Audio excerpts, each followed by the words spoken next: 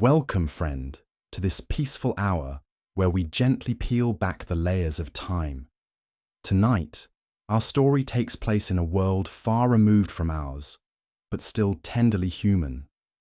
Whether you're drifting off or just looking to slow the pace of your evening, I'm grateful you're here. I'd love to hear where you're listening from, what city or country, and what time it is as you press play. It always amazes me how history can bring strangers together. If this kind of calm historical storytelling brings you peace, consider subscribing. We have many more stories to lull us into the quiet night. This isn't some fictional scene from a movie. This was reality in the bohemian cafes of 1920s Paris, where artistic genius and narcotic addiction danced together in a deadly waltz that would forever change the cultural landscape of the modern world. Have you ever wondered how an entire generation of artists could simultaneously create some of humanity's most brilliant works while slowly destroying themselves with drugs? The answer lies in the shadowy corners of Parisian cafes, where absinthe flowed like water and heroin was as common as coffee. What I'm about to reveal will shatter everything you thought you knew about the romantic notion of the struggling artist. These weren't just creative souls seeking inspiration through chemical means. They were casualties of a perfect storm of post-war trauma, cultural rebellion, and readily available narcotics that turned the City of Light into something far more sinister. Today, I'm going to take you inside the hidden world of heroin havens that masqueraded as artistic sanctuaries. You'll meet the real people who lived this nightmare, discover how entire cafe cultures became drug distribution networks, and understand why the most creative period in Parisian history was also its most self-destructive. By the end of this journey, you'll see the 1920s art scene in a completely different light. But before we dive into the smoke-filled rooms where dreams went to die, let me paint you the bigger picture of how Paris became the epicenter of both artistic revolution and narcotic devastation. The Great War had ended just a few years earlier, leaving an entire generation scarred and searching for meaning. Young men who had witnessed unimaginable horrors in the trenches returned home only to find that their old lives no longer fit. Meanwhile, a new breed of wealthy Americans was flooding into Paris, escaping prohibition and bringing with them both money and a reckless appetite for excess. This collision of trauma, wealth, and rebellion created the perfect conditions for what would become one of history's most dangerous cultural experiments. The cafes of Montmartre and Montparnasse weren't just serving coffee and croissants. They were dealing in something far more intoxicating and infinitely more destructive. Let me introduce you to Jean-Baptiste Moreau, a 24-year-old painter who arrived in Paris in the spring of 1923 with nothing but a battered suitcase and dreams of becoming the next Picasso. Jean-Baptiste had survived Verdun, but the nightmares followed him to his cramped studio apartment near Sacré-Cœur. Sleep became impossible, so he began frequenting Café de l'Amour, a notorious establishment where the coffee was bitter and the real business happened after midnight. It was here that Jean-Baptiste first encountered the needle. Not as a medical instrument, but as a gateway to a world where the screaming in his head finally stopped. The cafe's owner, a mysterious woman known only as Madame Noire, had connections that ran deeper than anyone suspected. She didn't just serve drinks, she served escape. Within weeks, Jean-Baptiste's artistic output exploded. His paintings took on an otherworldly quality, full of dreamlike imagery and emotional intensity that critics would later call revolutionary. But what they didn't know was that each masterpiece was paid for with a piece of his soul, bought with German-manufactured heroin that flowed through the café like a toxic river. Jean-Baptiste wasn't alone. The café attracted a rotating cast of damaged souls, American heiresses running from conservative families, British poets seeking inspiration, German intellectuals fleeing political upheaval, and French artists trying to forget the war. They came for the atmosphere, but stayed for the drugs. Madame Noire understood something that modern drug dealers still exploit today. Creative people make excellent customers. They have just enough money to maintain a habit, they're naturally inclined toward experimentation, and they rationalize their addiction as necessary for their art. She didn't need to push her product. She simply created an environment where it felt inevitable. The cafe operated on multiple levels. To the casual observer, it was simply another bohemian gathering place where artists discussed philosophy over wine. But if you knew the right words, the right gestures, the right people, you could access a parallel world where heroin was measured in artistic inspiration rather than grams. Regular customers developed an elaborate code. Ordering the special coffee meant you wanted opium. Asking for sugar with extra sweetness was code for cocaine. But heroin, the most sought-after substance, required the most subtle approach. You simply asked if the painter's supplies were available today. The irony wasn't lost on anyone involved. These were people who saw themselves as rebels against bourgeois society, yet they were creating their own rigid hierarchy based on drug access and artistic credibility. The deeper into addiction you fell, the more authentic your art was considered. Sobriety became synonymous with selling out. Take the case of Margaret Worthington, a Boston socialite who arrived in Paris in 1924 with a substantial trust fund and romantic notions about supporting struggling artists. She rented a spacious apartment in the 6th arrondissement and began hosting salons, where she would showcase the work of promising young painters and writers. Margaret initially saw herself as a patron of the arts, a modern-day Medici, nurturing the next generation of creative genius. She attended gallery openings, purchased paintings from unknown artists, and prided herself on her sophisticated taste. But sophistication in 1920s Paris meant more than just appreciating cubism or understanding stream of consciousness literature. When Margaret first visited Café de l'Amour, she was introduced to a world where artistic appreciation took on physical dimensions. The paintings on the walls weren't just viewed, they were experienced through chemical enhancement that allegedly allowed deeper understanding of the artist's vision. The poetry readings weren't just listened to, they were felt through substances that supposedly opened the mind to new forms of consciousness. Margaret's transformation was gradual but devastating. She began by occasionally sampling opium during evening salons, telling herself it was research into the artistic process. Within months, she had graduated to heroin, convinced that only through personal experience with the drug could she truly understand the art it inspired. Her apartment became another node in the network of heroin distribution. Artists would arrive ostensibly to show their work, but actually to score drugs. Margaret would purchase their paintings not because she loved them, but because buying art was how transactions were disguised. A canvas that might be worth 50 francs would sell for 500, with the markup covering the cost of heroin. The genius of this system was its deniability. If questioned by authorities, everyone involved could claim they were simply participating in the legitimate art market. The drugs were incidental, they would argue, just part of the creative atmosphere that made such groundbreaking art possible. But the reality was far darker. Margaret's trust fund was being systematically drained to feed not just her own addiction, but the habits of an entire network of artists and dealers. Her health deteriorated rapidly, her judgment became compromised, and her apartment transformed from a salon into a shooting gallery disguised as a gallery space. The most tragic aspect was how the addiction affected the art itself. While initial drug use might have enhanced creativity for some artists, prolonged heroin addiction had the opposite effect. The very inspiration that drew artists to the drug eventually disappeared, leaving them creating art solely to fund their next fix. Jean-Baptiste's story illustrates this perfectly.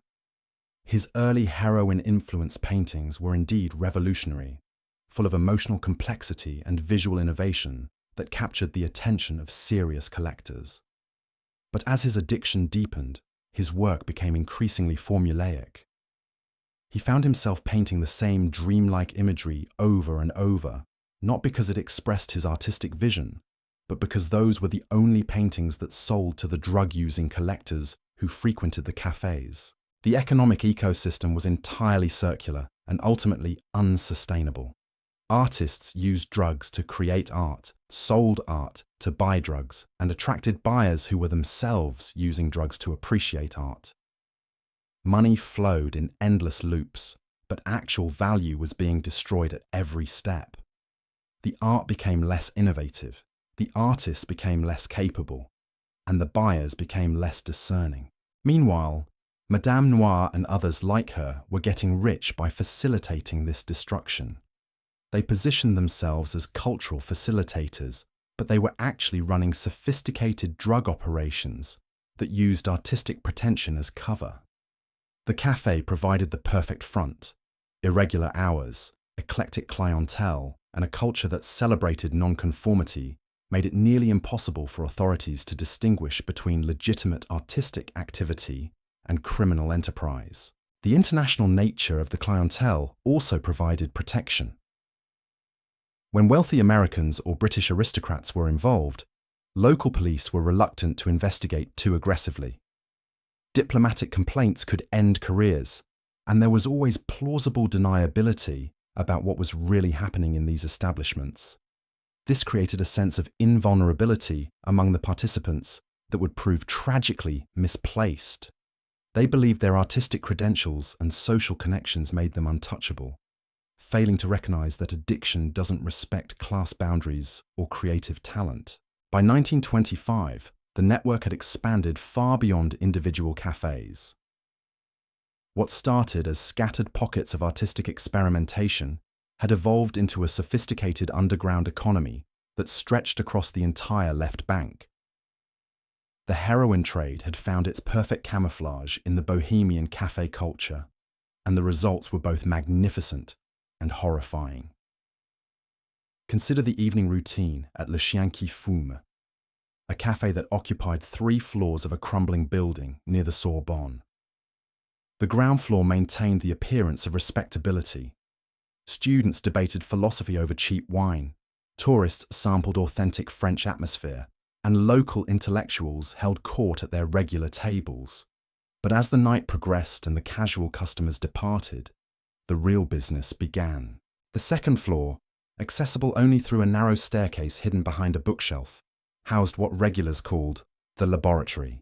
Here, American expatriate chemist turned dealer Robert Bobby Chen had set up an operation that would make modern drug cartels envious. Bobby had arrived in Paris with legitimate credentials, a chemistry degree from Harvard, and plans to conduct research at the Sorbonne. Instead, he found himself cooking heroin in makeshift labs, using his scientific training to create increasingly pure and potent products. Bobby's customers weren't street addicts desperate for their next fix. They were discerning consumers who demanded quality and consistency. A batch that was too weak would send artists into withdrawal during crucial creative periods. Too strong and valuable customers might overdose before completing commissioned works. Bobby approached drug manufacturing with the same precision he had once applied to legitimate research, keeping detailed notes on potency levels, customer reactions, and optimal dosing schedules. The third floor of Le Chien qui Fume served as both gallery and shooting gallery. Paintings hung on walls that had seen countless injections, their colours seeming to shift and dance in the dim gaslight. Artists would arrive with their latest works, hoping to trade canvas for powder. The quality of the art directly determined the quantity of drugs received, creating a perverse market where artistic merit was measured in milligrams of heroin. This system attracted some genuinely talented individuals who might have achieved greatness without chemical assistance. Élise Dubois, a sculptor from Lyon, possessed extraordinary natural ability that had earned her recognition at legitimate galleries across Europe. But the war had killed her fiancé and shattered her faith in traditional values. She came to Paris seeking not fame, but forgetfulness. Élise's sculptures, created under the influence of heroin, took on qualities that defied conventional artistic categories. Working with clay in a near-trance state, she would spend 18 hours straight-shaping figures that seemed to emerge from some collective unconscious. Her pieces captured emotions that viewers couldn't name but immediately recognized. The specific grief of losing someone to senseless violence, the hollow exhaustion of surviving when others hadn't, the desperate hunger for meaning in a world that had revealed its fundamental chaos. Gallery owners noticed Elise's work immediately. Her sculptures sold for unprecedented sums to collectors who claimed they could feel the artist's pain radiating from the clay itself. What these buyers didn't realize was that they were literally purchasing someone else's suffering, commodified and transformed into aesthetic experience through the medium of narcotic addiction. Elise's success created its own trap. Each sculpture required deeper states of heroin-induced dissociation to access the emotional rawness that made her work so compelling. She found herself increasing her doses not for pleasure, but for artistic necessity. The drug had become as essential to her creative process as clay or water. Without it, her hands would shake too violently to shape anything. With too much, her consciousness would slip away entirely, leaving her staring at shapeless lumps of clay with no memory of the previous hours. The tragedy was that Elise's addiction coincided with what should have been the peak of her artistic powers. At 28, she possessed both the technical skill and emotional depth necessary for masterpiece creation. Instead, she was trapped in a cycle where each artistic triumph required a level of drug use that made the next triumph less likely. Meanwhile, the financial mechanics of the heroin cafe network were becoming increasingly sophisticated. Transactions were rarely conducted with simple cash exchanges. Instead, an elaborate barter system had emerged where art, drugs, sex, and social connections were traded in complex multi-party arrangements that made tracking nearly impossible. A typical transaction might involve an American heiress purchasing a painting for an inflated price, with the excess money used to buy heroin that would be shared with the artist and several intermediaries. The heiress would gain social credibility by supporting avant-garde art. The artist would fund both addiction and basic living expenses, and the dealers would profit while maintaining plausible deniability about their actual business. These arrangements were facilitated by figures like Henri Lacoste, a former banker who had discovered that his financial expertise was perfectly suited to managing drug distribution networks.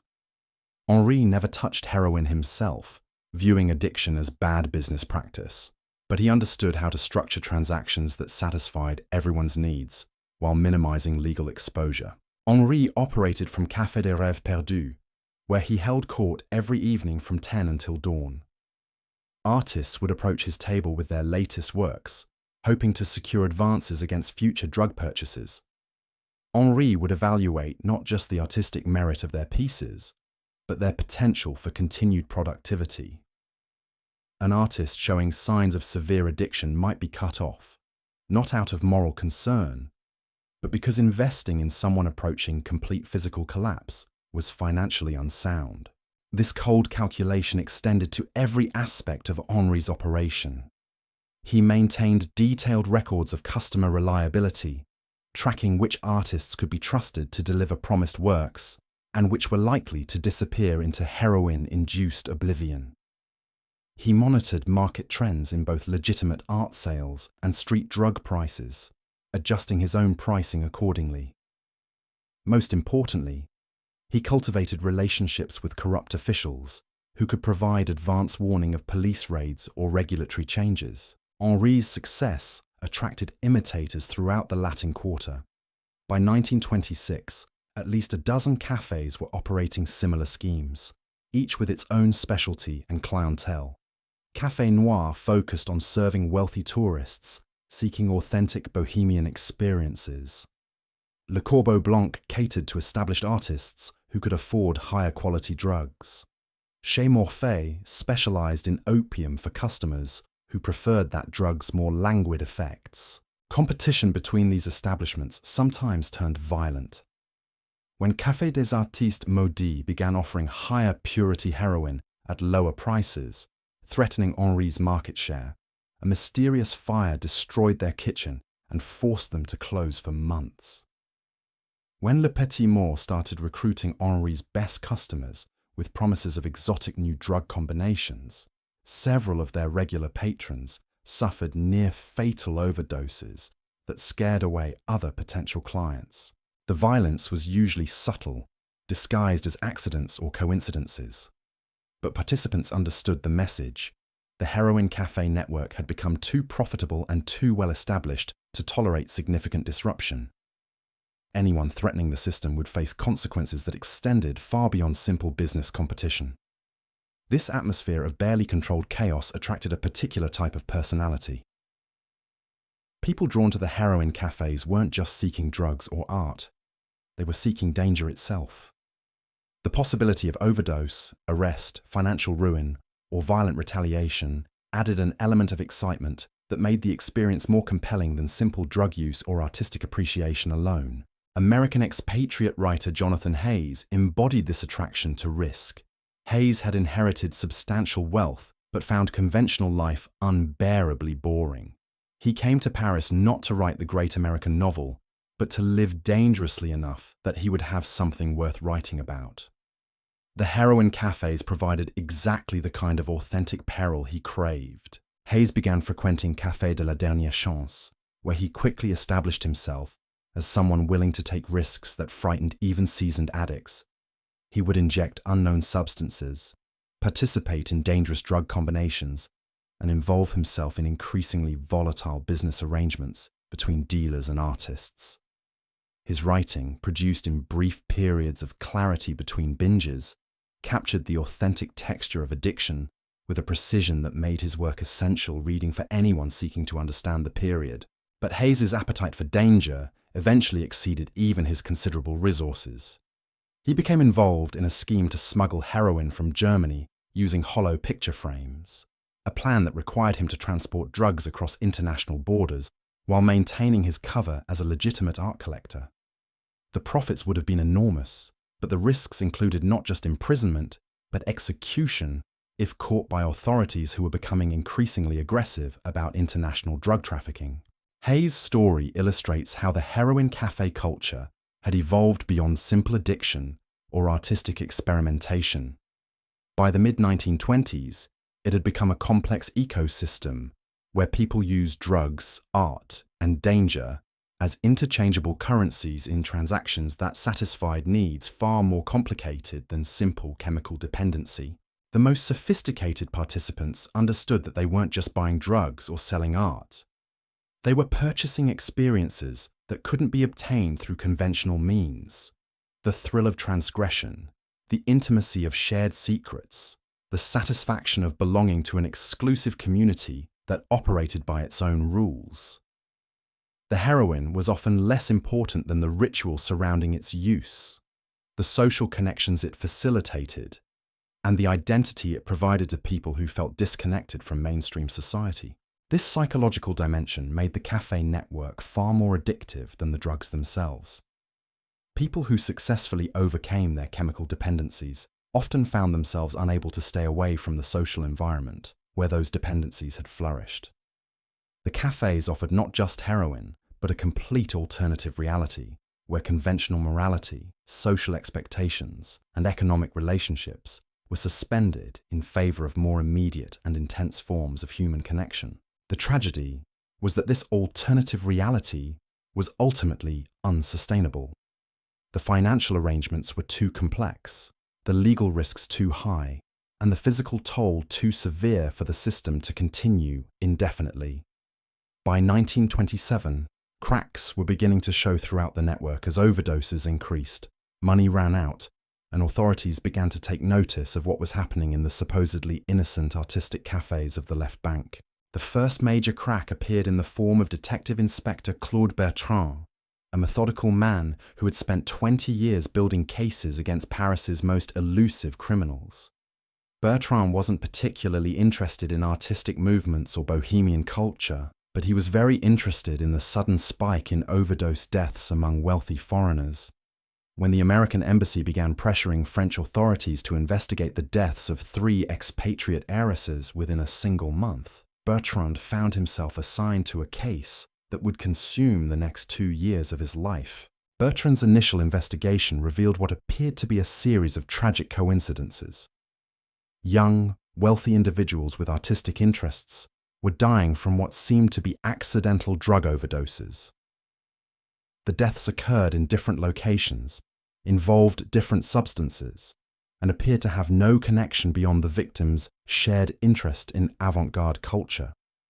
But Bertrand had learned to distrust coincidences, especially when they involved large sums of money and international borders. His breakthrough came through the most unlikely source: a 70-year-old concierge named Madame Petit, who worked at a residential hotel near the Panthéon. Madame Petit had been cleaning rooms and watching tenants for 5 decades, developing an almost supernatural ability to detect when something was amiss. She approached Bertrand with concerns about one of her long-term residents, a young German artist named Klaus Weber, who had been living at the hotel for 18 months. Klaus had initially impressed Madame Petit as a serious, dedicated artist who paid his rent promptly and kept his studio space meticulously clean. But over the past 6 months, his behavior had changed dramatically. He would disappear for days at a time, return looking haggard and disoriented, then spend entire weeks locked in his room with visitors coming and going at all hours. The visitors were always well-dressed, often foreign, and they carried packages that seemed too valuable for legitimate art supplies. When Bertrand examined Klaus's hotel registration, he discovered discrepancies that suggested false documentation. Further investigation revealed that Klaus Weber was actually Wilhelm Richter, a former German army medic who had deserted during the final months of the war. Wilhelm possessed medical knowledge that made him valuable to the heroin distribution network, but his illegal status in France made him vulnerable to blackmail and coercion. Bertrand approached Wilhelm carefully, recognizing that fear, rather than greed, was likely motivating his involvement in the drug trade. During a series of clandestine meetings in small cafes far from the artistic quarter, Wilhelm gradually revealed the structure and scope of what he called the machine, a distribution network that used artistic culture as both camouflage and customer base. Wilhelm's medical training had made him indispensable to dealers who needed someone capable of treating overdoses without involving legitimate doctors. He had learned to revive unconscious addicts, manage withdrawal symptoms, and even perform minor surgery on customers who had suffered injuries during drug-related accidents. His services were paid for not with money, but with protection from authorities who might investigate his immigration status. Through Wilhelm's testimony, Bertrand began to understand how the cafe network operated as an integrated system, rather than a collection of independent establishments. Each cafe specialized in serving different segments of the market: wealthy tourists, established artists, young bohemians, and international dealers. But they all shared suppliers, enforcement mechanisms, and money laundering operations that made the entire network more resilient than any individual component. The key insight was that legitimate art sales were being used to disguise drug transactions on an industrial scale. A painting that might legitimately sell for 100 francs could be purchased for 1,000 francs, with the extra 900 francs representing payment for heroin. The buyer received both artwork and drugs. The seller received both money and social credibility as a successful artist, and the dealer received a commission that was nearly impossible for authorities to trace. This system had created artificial inflation in the Parisian art market that was distorting cultural values throughout the city. Young artists found themselves unable to sell work through legitimate channels because collectors were primarily interested in drug-facilitated transactions. Established artists watched their market values fluctuate based not on artistic merit, but on their willingness to participate in narcotic distribution. Gallery owners faced pressure to either join the network or lose access to the most financially attractive customers. Bertrand's investigation revealed that the corruption extended far beyond artistic circles. Bank officials were facilitating international money transfers that funded drug purchases. Shipping companies were transporting heroin concealed in legitimate art shipments. Even some embassy staff were involved, using diplomatic immunity to move drugs and money across borders without customs inspection. The scope of the conspiracy was so vast that Bertrand initially doubted his own findings. How could such an extensive criminal operation exist in plain sight without attracting official attention? The answer lay in the social status of the participants and the cultural prestige associated with supporting avant-garde art. Police were reluctant to investigate activities that involved prominent citizens engaged in what appeared to be sophisticated cultural patronage. Meanwhile, the human cost of the network was becoming impossible to ignore. The overdose death that finally triggered serious official action involved Constance Fairfax, daughter of a British Member of Parliament and heir to a shipping fortune. Constance had arrived in Paris 6 months earlier with plans to study at the Sorbonne and support promising young artists. Her body was discovered in a studio apartment in Montparnasse, surrounded by paintings she had purchased for prices that investigation revealed were 10 times their legitimate market value. Constance's death was particularly tragic because she had been attempting to leave the heroin cafe scene when she overdosed. Letters found in her apartment revealed her growing awareness that she was being manipulated by dealers who viewed her wealth as a resource to be systematically extracted. She had begun refusing to purchase overpriced artwork and had cut off financial support to several artists whose primary talents seemed to be consuming expensive drugs. Her final letter, addressed to her father but never sent, described her realization that the bohemian culture she had admired from afar was actually a sophisticated trap designed to separate wealthy young people from their money.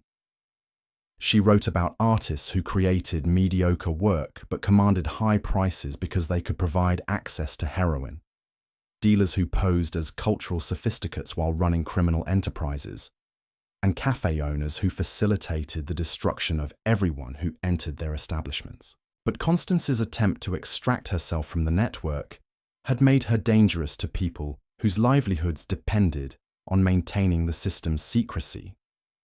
Her overdose occurred just days before she was scheduled to return to London, where she planned to warn other wealthy families about the dangers their children faced in Parisian artistic circles. The timing suggested that her death might not have been accidental, though proving deliberate murder would require evidence that Bertrand was struggling to obtain. The investigation of Constance's death revealed the network's most sinister aspect: systematic targeting of vulnerable wealthy individuals who could be manipulated into funding the entire operation. Dealers had developed sophisticated profiles of ideal customers, focusing on people who possessed substantial financial resources but lacked emotional stability or strong family connections that might interfere with exploitation. Young people recovering from war trauma were particularly valuable targets. Their psychological wounds made them susceptible to addiction, while their social status provided protection from law enforcement.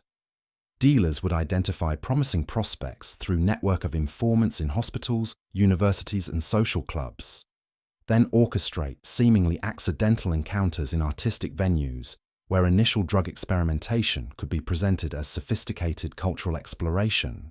The process was gradual and carefully managed. A wealthy young person might spend months attending cafe events, purchasing reasonably priced artwork, and developing relationships with artists and intellectuals before being introduced to drugs. By the time chemical dependency developed, they were already emotionally invested in the community that supplied their addiction. Leaving meant abandoning not just drugs, but their entire social identity and support network. This psychological manipulation was more effective than simple coercion because it created willing participants who defended the system even as it destroyed them. Artists genuinely believed they were creating revolutionary work. Buyers convinced themselves they were supporting important cultural movements, and dealers maintained that they were facilitating artistic innovation rather than running criminal enterprises. The self-deception was reinforced by the undeniable fact that some genuinely important art was being created within the network. Several artists, whose work was later recognized as historically significant, had indeed produced their best pieces while using heroin obtained through cafe connections. This created enough legitimate artistic achievement to provide credible cover for the broader criminal enterprise. Vincent Moreau, Jean-Baptiste's younger brother, exemplified this tragic complexity. Vincent had followed Jean-Baptiste to Paris in 1925, hoping to pursue his own artistic ambitions while helping his brother recover from what their family believed was simple, war-related drinking problem. Vincent discovered that Jean-Baptiste's issues extended far beyond alcohol, but he also witnessed his brother creating paintings of extraordinary emotional power and technical innovation. Vincent found himself torn between concern for Jean-Baptiste's health and admiration for his artistic output. The heroin was clearly destroying his brother's body and mind, but it was also unlocking creative capabilities that seemed impossible to achieve through conventional means. Jean-Baptiste's heroin-influenced paintings were selling to serious collectors and receiving attention from legitimate critics who had no knowledge of the drugs involved in their creation. This dilemma drove Vincent to begin his own experimentation with heroin, initially as research into his brother's creative process, but eventually as an end in itself. Vincent's artistic abilities were less developed than Jean-Baptiste's, but heroin provided access to emotional states and visual perceptions that enhanced his work beyond his natural capabilities. Within months, both brothers were trapped in a cycle where artistic identity and chemical dependency had become inseparable. Their story illustrates how the cafe network corrupted not just individuals, but entire families and social connections. People who arrived in Paris with intentions of helping addicted relatives often became addicts themselves, drawn into a community where drug use was normalized and even celebrated as evidence of artistic authenticity. The economic pressures made escape nearly impossible. Artists who tried to quit heroin discovered that their work produced during sobriety was unmarketable to the collectors who had previously supported them. Gallery owners lost interest in clean artists whose work lacked the intensity that drug use had provided. Social connections evaporated as former friends viewed sobriety as betrayal of shared values and experiences. By late 1927, the network had reached a level of integration and sophistication that made it almost indistinguishable from legitimate cultural institutions. Several cafes had expanded into full-scale galleries that mounted serious exhibitions featuring work by both addicted and clean artists. Art critics, who were unaware of the drug connections, wrote favorable reviews that enhanced the reputation of network-affiliated artists in mainstream cultural circles. The most successful participants had learned to navigate between legitimate and criminal aspects of the art world, using their network connections to advance conventional careers while maintaining access to drugs and the social community that provided them. Some artists were simultaneously represented by respectable galleries and cafe-based dealers, selling different types of work to different markets, depending on whether drugs were involved in the transaction. This dual existence required constant management of multiple identities and relationships. An artist might spend morning hours creating conventional work for legitimate galleries, afternoon hours producing drug-influenced pieces for cafe buyers, and evening hours socializing with other addicts while maintaining the pretense that their gatherings were purely intellectual or artistic in nature. The psychological strain of maintaining these multiple identities often accelerated the descent into deeper addiction. People who might have maintained moderate drug use for years found themselves increasing consumption to manage the anxiety and exhaustion that came from constantly switching between different versions of themselves. Meanwhile, the financial mechanics of the network were becoming so complex that even sophisticated participants lost track of their actual economic situation. Artists might believe they were financially successful based on high prices for their work, without realizing that most of their income was immediately recycled back to drug dealers. Buyers might spend enormous sums thinking they were building valuable art collections, without understanding that the inflated prices made their purchases worthless in legitimate markets. The cafe owners and dealers who controlled the system were the only participants with clear understanding of the actual money flows.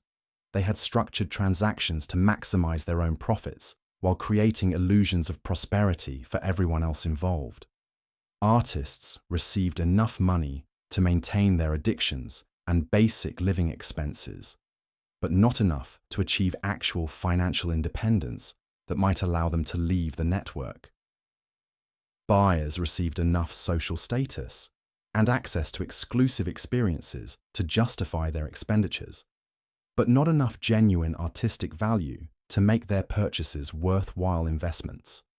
The system was designed to keep everyone dependent on continued participation, with no clear exit strategy for anyone except the dealers themselves. This economic trap was reinforced by social and psychological dependencies that made leaving the network feel impossible, even for people who recognized its destructive nature. The cafe community provided not just drugs and art, but friendship, intellectual stimulation, sexual opportunities, and social identity that participants couldn't easily replace through conventional means. For many people involved, the network had become their entire world. Their friends were other participants, their romantic relationships were formed within the community, their living situations were arranged through network connections, and their daily routines revolved around cafe schedules and drug availability. Leaving meant abandoning not just addiction, but every meaningful relationship and social connection they had developed in Paris. The isolation was particularly severe for foreign participants who had few connections outside the artistic community. American expatriates who had burned bridges with their families to pursue bohemian lifestyles found themselves trapped in Paris with no support system beyond the network that was destroying them. British aristocrats who had scandalized their social circles by embracing avant-garde culture couldn't return home without admitting the extent of their involvement in activities that would disgrace their families. As 1928 approached, the network was approaching a crisis that would ultimately lead to its destruction. The combination of increased police attention, mounting overdose deaths, and financial unsustainability was creating pressures that the system couldn't absorb indefinitely. But the participants were so deeply embedded in the network's social and economic structures that recognizing the approaching collapse required a level of clarity that chronic drug use made nearly impossible to achieve. The stage was set for a dramatic confrontation between the forces trying to preserve the network and those working to destroy it, with the lives and artistic legacies of hundreds of people hanging in the balance. The crisis began with a single photograph that would change everything. In February 1928, a freelance journalist named Paul Durand stumbled into Café des Rêves Perdus at 3 a.m, seeking shelter from a violent rainstorm. What he witnessed in that smoke-filled room would expose the dark heart of Parisian bohemian culture to the world. Durand had his camera with him, a compact Leica that he used for documenting street scenes and architectural details. But the scene that greeted him in the cafe's upper room was unlike anything he had ever encountered. In the corner, a young woman in an expensive silk dress lay unconscious while a man in a painter's smock injected something into her arm. At a nearby table, 3 people passed around a needle like it was a communion chalice, their eyes rolled back in chemical ecstasy. The most shocking sight was a teenage boy, no more than 16, methodically preparing heroin, while an older man watched approvingly. The boy's hands moved with the practiced precision of someone who had performed this ritual countless times before. His clothes were expensive, suggesting wealthy family connections, but his face bore the hollow expression of advanced addiction. Durand raised his camera almost instinctively, the flash illuminating the scene for a split second before chaos erupted. Shouts filled the room as people scrambled to hide evidence and escape through back exits. But it was too late. Durand had captured something that would bring down an empire built on artistic pretension and chemical dependency. The photograph showed more than just drug use. It revealed the systematic exploitation of vulnerable young people by adults who had weaponized artistic culture for criminal purposes. The boy in the image was later identified as Philippe Rothschild, heir to a banking fortune and son of one of France's most prominent families. His presence in the café raised questions that would reverberate through the highest levels of French society. Philippe's story embodied everything tragic about the network's evolution. He had arrived in Paris the previous autumn, ostensibly to study literature at the Sorbonne, but actually to escape a family scandal involving financial irregularities at his father's bank. The 16-year-old possessed both enormous wealth and profound emotional vulnerability, making him an ideal target for the café operators who specialized in identifying and exploiting such individuals. His recruitment had followed the established pattern. Initial contact came through seemingly innocent cultural events, where he met charming artists and intellectuals who appeared genuinely interested in his thoughts about literature and philosophy. These new friends gradually introduced him to increasingly exclusive gatherings, where drug use was presented as sophisticated exploration of consciousness rather than simple addiction. Philippe's youth made him particularly susceptible to peer pressure and adult manipulation. The older artists and writers who surrounded him possessed knowledge and experience that he desperately wanted to acquire. When they suggested that true artistic understanding required direct experience with mind-altering substances, he accepted their guidance without question. His financial resources made him valuable beyond his potential as a simple customer. Philippe had access to banking connections that could facilitate international money transfers, family properties that could serve as storage locations, and social connections that provided entry to circles previously inaccessible to the network. Within months, he had become not just an addict, but an active participant in the criminal enterprise that fed his addiction. The photograph's publication in Le Figaro created a sensation that extended far beyond artistic circles. Philippe's family immediately hired private investigators to determine how their son had become involved in such activities. Other wealthy families began questioning their own children's involvement in Parisian bohemian culture. Embassy officials demanded explanations for the apparent targeting of their citizens by French criminals. Most damaging was the revelation that the network had been systematically exploiting minors. Philippe was not the only underage participant. Investigation revealed at least a dozen other teenagers from prominent families who had been drawn into cafe-based drug operations. The exploitation of children transformed what had been viewed as adult vice into something far more serious in the eyes of both law enforcement and public opinion. Detective Inspector Bertrand found himself at the center of an international incident as foreign governments demanded action against what they characterized as organized predation on their citizens' children. The pressure forced French authorities to abandon their previous reluctance to investigate activities involving prominent cultural figures. Resources that had been denied to Bertrand's investigation were suddenly made available, along with diplomatic support for actions that might offend influential people. The investigation's scope expanded dramatically as Bertrand gained access to banking records, shipping manifests, and diplomatic correspondence that revealed the true extent of the network's operations. What had appeared to be a collection of bohemian cafes was actually a sophisticated international criminal organization that used artistic culture as camouflage for drug trafficking, money laundering, and systematic fraud. The financial analysis was particularly revealing. Over the previous 3 years, approximately 2 million francs had flowed through network-affiliated accounts, representing far more money than could be explained by legitimate art sales. Much of this money had come from wealthy young people like Philippe, whose trust funds and family allowances had been systematically drained to support operations that extended far beyond Paris. Shipping records revealed regular deliveries of art supplies from Germany, Austria, and Switzerland that actually contained pharmaceutical-grade heroin and cocaine. These shipments were coordinated with the arrival of wealthy tourists and expatriates whose spending patterns had been carefully monitored by network operatives embedded in hotels, banks, and social clubs throughout the city. The most shocking discovery was the extent to which legitimate cultural institutions had been compromised by network activities. Several respected galleries were discovered to have been facilitating drug transactions through art sales. Museum curators had been accepting bribes to provide authentication for works whose values were artificially inflated to disguise drug payments. Even some art critics had been paid to write favorable reviews of network-affiliated artists, creating false reputations that supported the entire criminal enterprise. The corruption extended to law enforcement itself. Bertrand's investigation revealed that several police officials had been receiving payments to ignore network activities or provide advance warning of planned raids. This explained how the cafes had operated openly for years without significant interference from authorities who were supposedly monitoring criminal activity in their jurisdictions.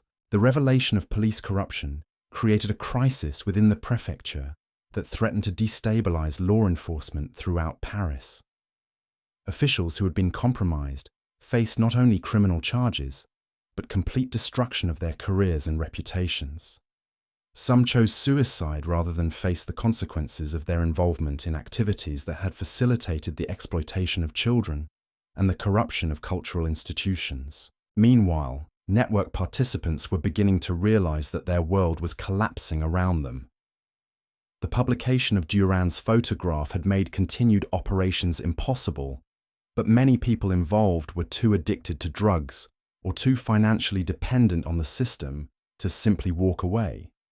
Desperate attempts to maintain operations only accelerated the network's destruction, as increased activity attracted even more official attention. Henri Lacoste, the former banker who had managed financial operations from Café des Rêves Perdus, recognized the situation's hopelessness earlier than most participants. In March 1928, he liquidated his assets and disappeared from Paris, leaving behind only a cryptic note suggesting that he had returned to legitimate banking in a location where artistic appreciation does not require pharmaceutical enhancement.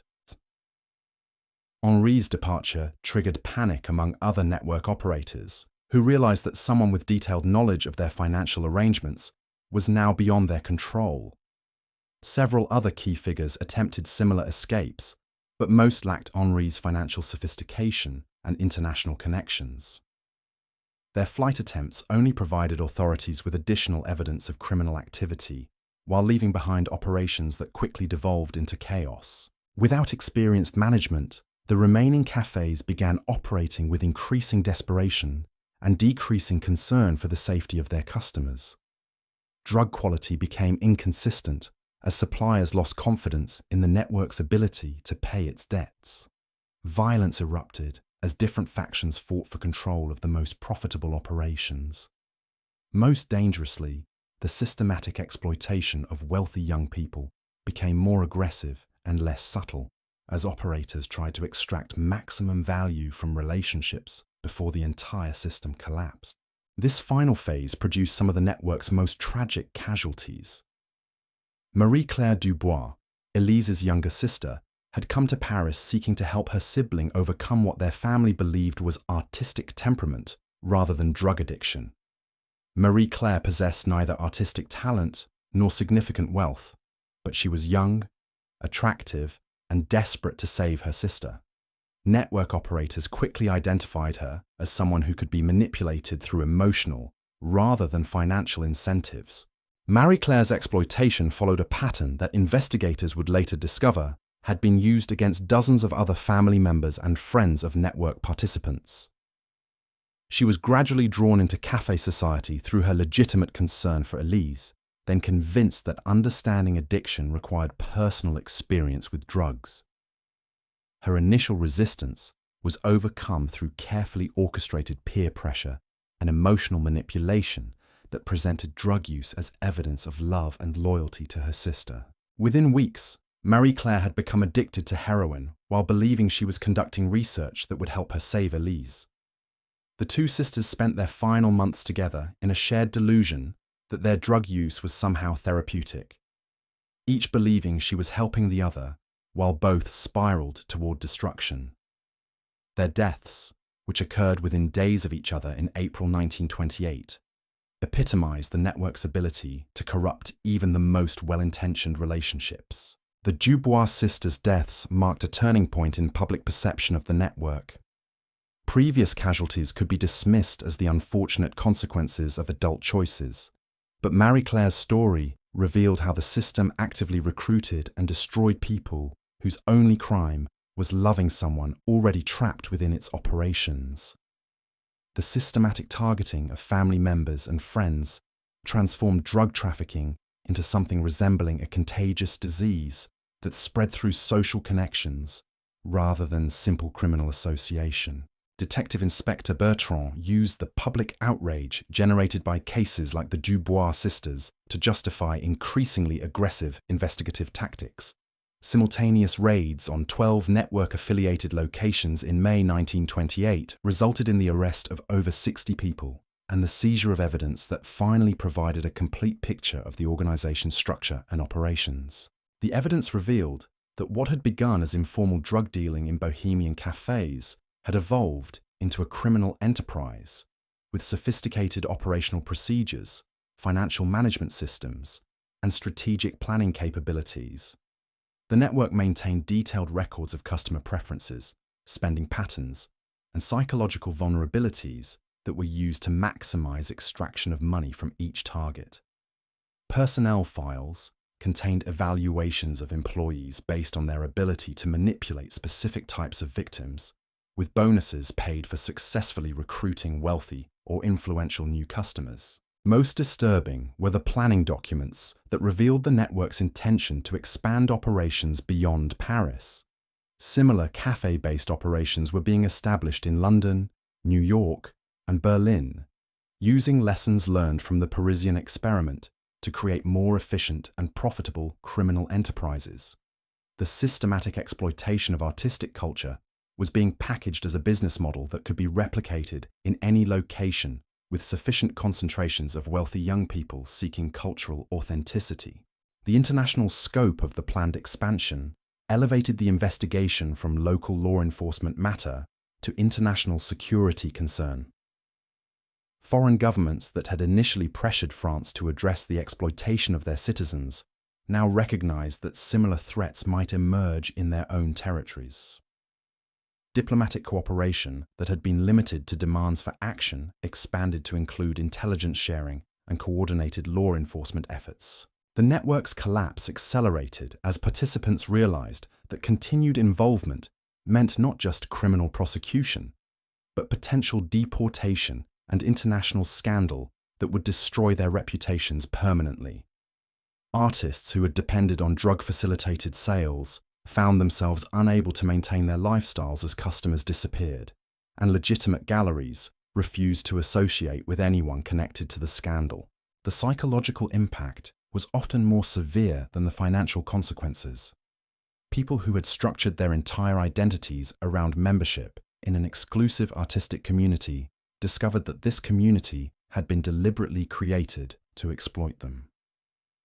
The relationships they had treasured as evidence of their sophisticated cultural understanding were revealed to have been calculated business arrangements designed to separate them from their money and independence. Jean-Baptiste Moreau, the war veteran whose initial encounter with heroin at Café de la Mort had launched our exploration of this world, exemplified both the network's destructive power and the possibility of redemption that emerged from its collapse.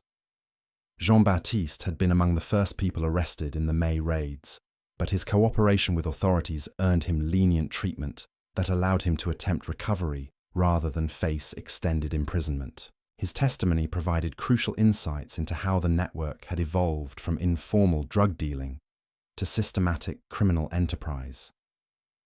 Jean-Baptiste described the gradual transformation of cafe culture from genuine artistic community to predatory business operation, explaining how operators had learned to identify and exploit the specific vulnerabilities that made artists, writers, and wealthy young people susceptible to manipulation. Most importantly, Jean-Baptiste's recovery demonstrated that escape from the network was possible, though it required abandoning not just drugs, but the entire social and cultural identity that had become associated with artistic authenticity in 1920s Paris.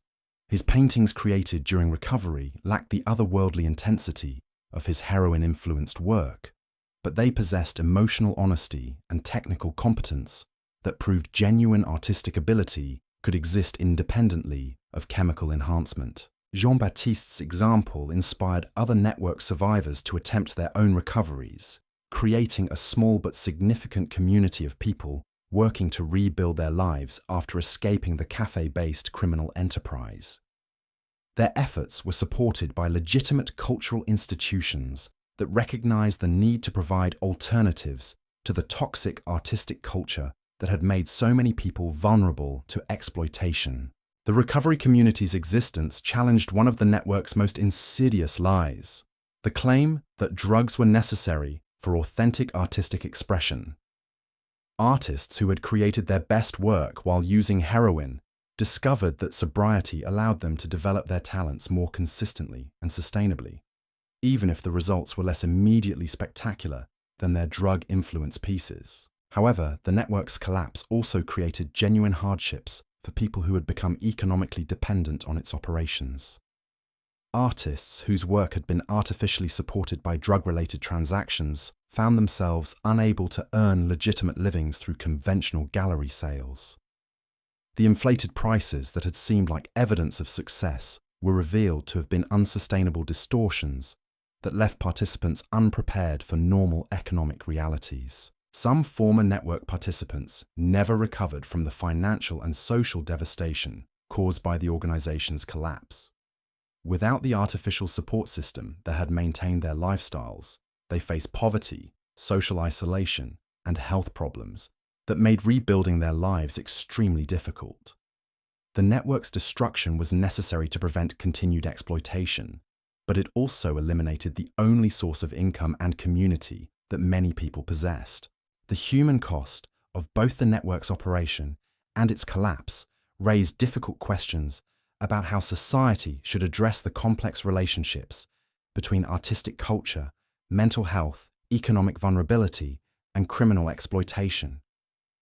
The cafe-based system had succeeded because it provided genuine benefits, social connection, cultural identity, and economic opportunity, alongside its destructive elements. Simply eliminating the criminal aspects left many people without the support systems they needed to function in conventional society. These questions became more urgent as investigators discovered that network operations had extended far beyond drug trafficking and financial fraud. The systematic collection of information about wealthy families, government officials, and cultural institutions had created intelligence assets that could be used for blackmail, political manipulation, and industrial espionage.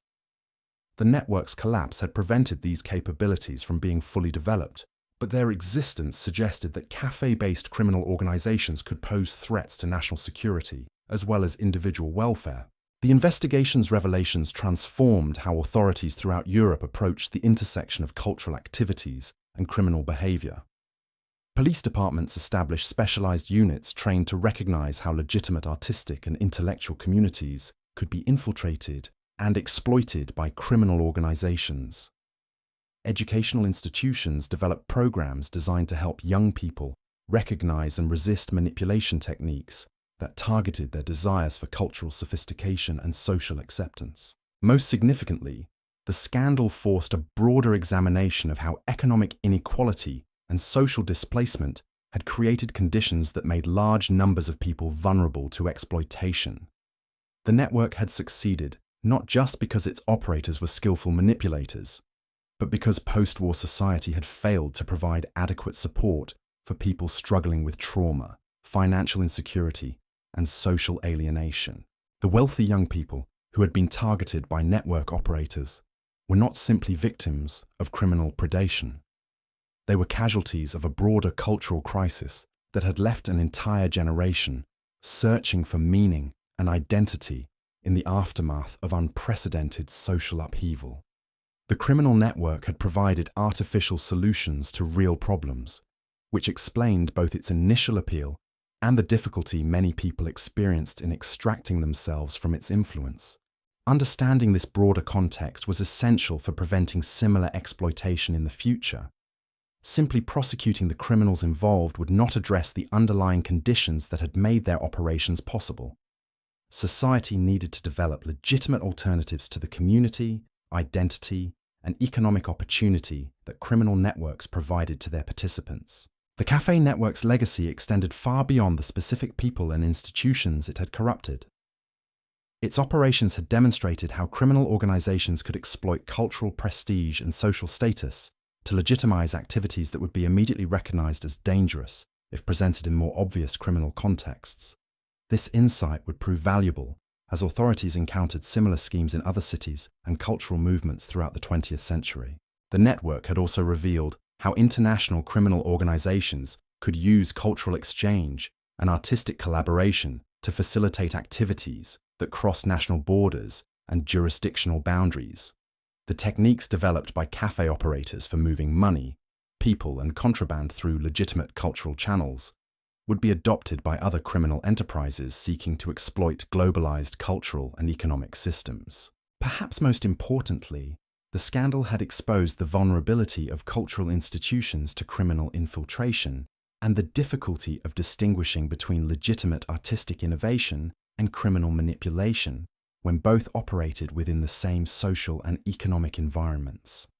This recognition would influence how cultural institutions, law enforcement agencies, and educational organizations approach the complex relationships between creativity, commerce, and crime throughout the modern era. As 1928 drew to a close, the immediate crisis created by the network's operations was largely resolved. The major operators had been arrested, prosecuted, or fled to other countries. The cafes that had served as operational centers had been closed or transformed into conventional establishments. The artificial art market that had sustained the entire enterprise had collapsed, forcing participants to seek legitimate alternatives or abandon their cultural aspirations entirely. But the deeper questions raised by the network's existence remained unanswered. How could society prevent the emergence of similar criminal enterprises while preserving the cultural dynamism and social freedom that made artistic innovation possible? How could legitimate institutions provide the community, identity, and economic opportunity that made criminal alternatives attractive to vulnerable individuals? And how could law enforcement agencies develop the expertise necessary to recognize and address sophisticated criminal operations that used cultural prestige rather than traditional violence or intimidation to control their victims and territories? These questions would continue to challenge policymakers, cultural leaders, and law enforcement professionals as they worked to understand and address the complex legacy of the heroin havens that had masqueraded as Parisian cafes during the 1920s. The network's collapse had ended one chapter in the history of organized crime and cultural exploitation, but it had also revealed patterns and vulnerabilities that would continue to influence how criminal organizations and legitimate institutions interacted throughout the remainder of the 20th century and beyond. The survivors of the network faced their own complex challenges as they attempted to rebuild their lives in the aftermath of an experience that had fundamentally altered their understanding of art, society, and human nature. Some would successfully create new identities and careers that incorporated lessons learned from their involvement in criminal activities. Others would struggle for decades with the psychological, financial, and social consequences of their participation in a system that had promised artistic authenticity while delivering systematic exploitation. Their stories would serve as warnings for future generations about the dangers of allowing criminal organizations to exploit cultural movements and artistic communities. But they would also demonstrate the resilience of human creativity and the possibility of redemption even after the most profound betrayal of trust and corruption of ideals. The network's tentacles had spread far beyond what even Detective Inspector Bertrand had initially comprehended. As winter descended upon Paris in late 1928, a new revelation emerged that would shake the foundations of European high society. The cafe operators hadn't simply been targeting random wealthy individuals. They had been systematically infiltrating the most powerful families across the continent through a web of connections that stretched from banking houses to royal courts. The discovery came through an unlikely source: a leather-bound journal discovered in the ruins of Café Morpheus after a suspicious fire had gutted the establishment in November. The journal, written in a coded script that took cryptographers 3 weeks to decipher, contained detailed profiles of over 200 individuals from Europe's most prominent families. Each entry included not just financial information, but intimate psychological assessments that revealed how cafe operators had studied their targets with scientific precision. Lady Catherine Pembroke's entry was typical of the journal's chilling thoroughness. The 22-year-old daughter of a British textile magnate had arrived in Paris in the spring of 1927, fleeing an arranged marriage to a man 3 decades her senior. The journal noted her profound need for paternal approval coupled with rebellious rejection of traditional authority figures, identifying this contradiction as the key to her eventual recruitment. Catherine's manipulation had been orchestrated over months through carefully planned encounters that appeared entirely coincidental. Her first contact with the network came through a charming Belgian count who struck up a conversation at a legitimate gallery opening, praising her sophisticated taste in avant-garde sculpture. The count, whose noble title was entirely fabricated, had been specifically chosen because his apparent aristocratic background would appeal to Catherine's class consciousness, while his continental mannerisms suggested the kind of sophisticated rebellion she craved. Their subsequent relationship followed a pattern that the journal revealed had been used successfully dozens of times. The Count introduced Catherine to increasingly exclusive cultural events where drug use was gradually normalized through association with artistic sophistication. Her initial resistance was overcome not through direct pressure, but through carefully orchestrated social situations where refusing to participate would have meant social isolation from the only community in Paris that seemed to understand her desire for authentic cultural experience. The journal's clinical documentation of Catherine's psychological manipulation read like a scientific paper on human vulnerability. Network operators had identified her specific insecurities about intellectual credibility, her desperate need for acceptance by people she perceived as culturally superior, and her underlying anger at family members who had tried to control her romantic choices. Each weakness had been systematically exploited through techniques that made Catherine feel she was making independent choices while actually following a script written by her manipulators. Catherine's financial exploitation had been equally methodical. The journal tracked her spending patterns, documenting how operators had gradually increased prices for both drugs and artwork as her addiction deepened. Initial purchases of 50 francs had escalated to transactions of several thousand francs as Catherine's tolerance increased and her judgment deteriorated. By the time of her arrest in the May raids, she had spent nearly her entire inheritance on purchases that investigation revealed were worthless outside the artificial market created by the criminal network. But Catherine's case was remarkable not for its exploitation techniques, which were repeated throughout the journal with mechanical consistency, but for what happened after her arrest. Unlike many network participants who collapsed psychologically when confronted with evidence of their manipulation, Catherine channeled her rage at being deceived into cooperation with authorities that proved devastatingly effective. Catherine possessed intimate knowledge of network operations from the customer perspective, but she also had something equally valuable: detailed understanding of how the organization had infiltrated legitimate high society. Her social connections and aristocratic background had given her access to information that working-class addicts and struggling artists never possessed.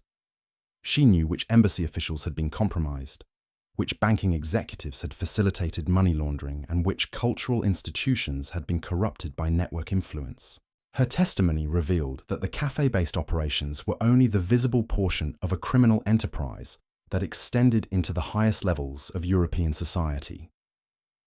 Network operators had used their control over addicted aristocrats and wealthy expatriates to gain access to information and influence that could be monetized far beyond simple drug trafficking.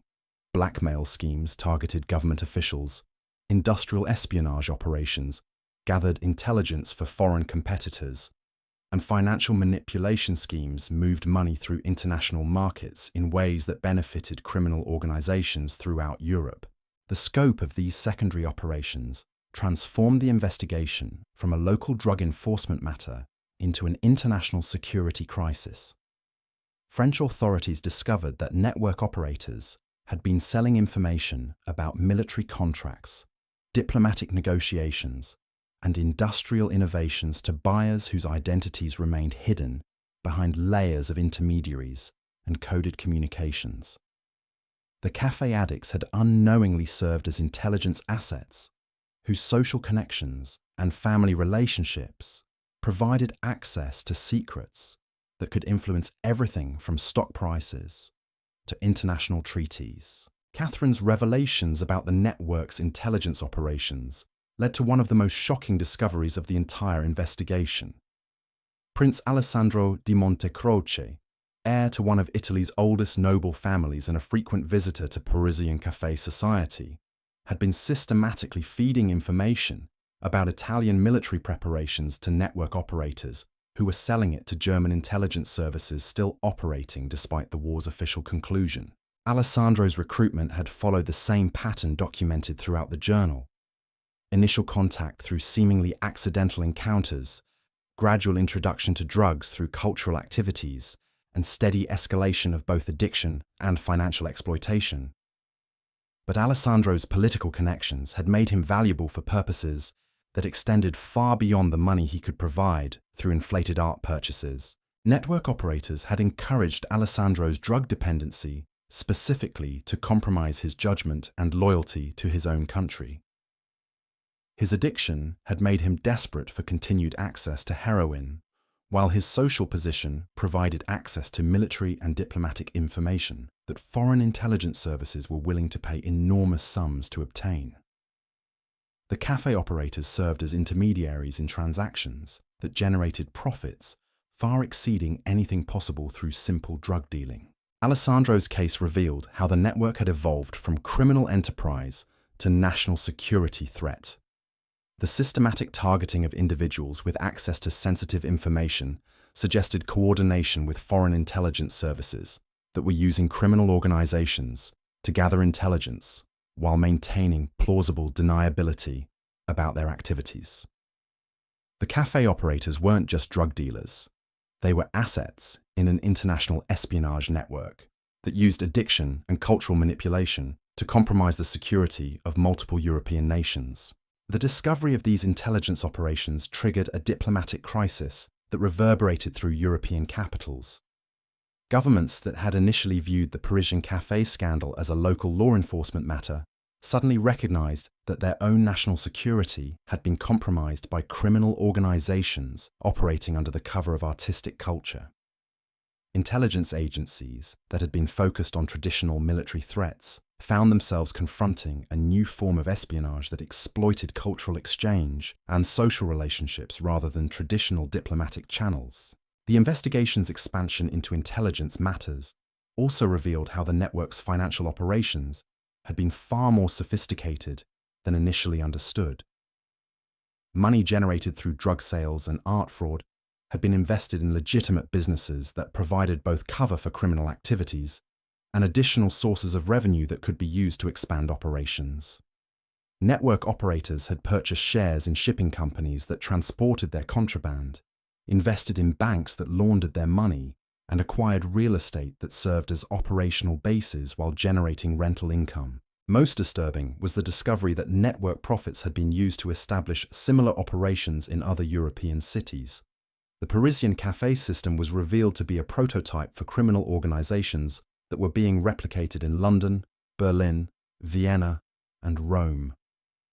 Each new operation had been refined based on lessons learned from the Paris experiment, making them more efficient at identifying targets, more sophisticated in their manipulation techniques, and more resistant to law enforcement detection.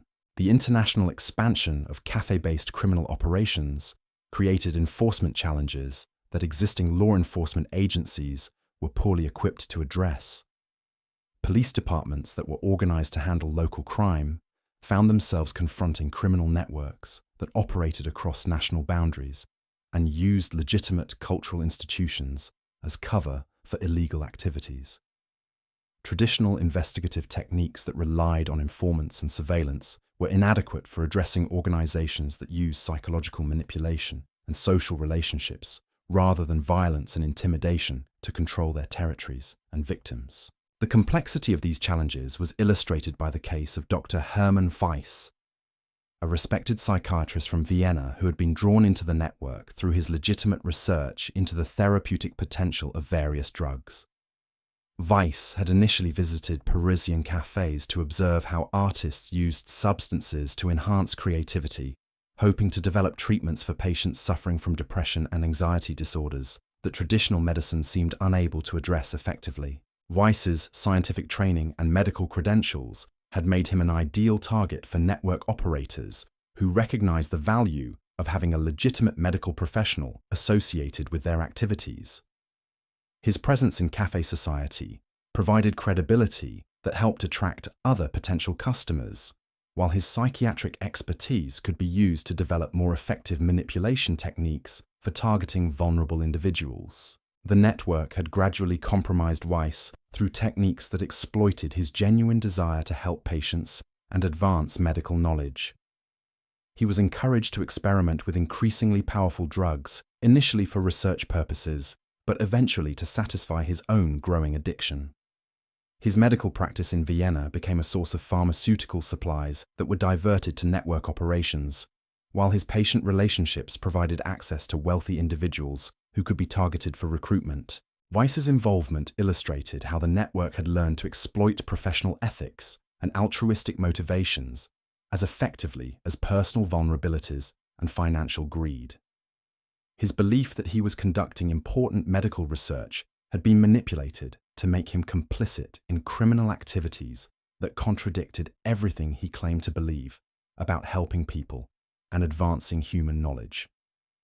The psychological manipulation had been so sophisticated that Weiss continued to believe he was serving legitimate medical purposes even after his arrest and confrontation with evidence of his role in systematic criminal exploitation.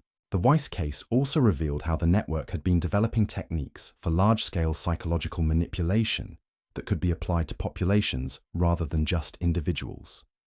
His psychiatric expertise had been used to create recruitment protocols that could identify vulnerable people through observable behavioral patterns, manipulation scripts that could be used by relatively untrained operatives to achieve consistent results, and control mechanisms that could maintain loyalty and compliance even when participants began to recognize the criminal nature of their activities. These population-level manipulation techniques represented an evolution in criminal methodology that law enforcement agencies were completely unprepared to address. Traditional crime fighting focused on punishing individual criminals after they had committed specific illegal acts. But the network had developed capabilities for systematically creating criminals by manipulating people into committing acts they wouldn't normally consider while believing they were pursuing legitimate goals. The implications extended far beyond law enforcement into fundamental questions about free will, moral responsibility, and social control. If criminal organizations could use psychological manipulation to make ordinary people complicit in activities they would normally reject, how could society distinguish between victims and perpetrators? How could legal systems designed to punish individual choices address crimes that resulted from systematic manipulation of human psychology? These philosophical questions became practically urgent, as the investigation revealed the extent to which network operations had relied on unwitting collaboration by people who believed they were engaged in legitimate activities. Gallery owners who had facilitated money laundering thought they were simply selling art to enthusiastic collectors. Bank officials who had processed suspicious transactions believed they were serving valued customers with eccentric financial habits. Even some police officials who had ignored network activities had been convinced they were protecting artistic freedom rather than enabling criminal enterprises. The scale of unwitting collaboration suggested that the network's success had depended not just on criminal skill, but on exploiting the trust and good intentions that made civilized society possible. By disguising criminal activities as cultural and artistic pursuits, network operators had been able to recruit accomplices from among the most respected and of society. The revelation well-intentioned members that their trust had been systematically exploited created a crisis of confidence that extended far beyond the immediate participants in network activities. This crisis was exemplified by the case of Father Michel Dubois, a Catholic priest whose genuine desire to help troubled young people had been exploited to provide network operators with access to vulnerable individuals from respectable families.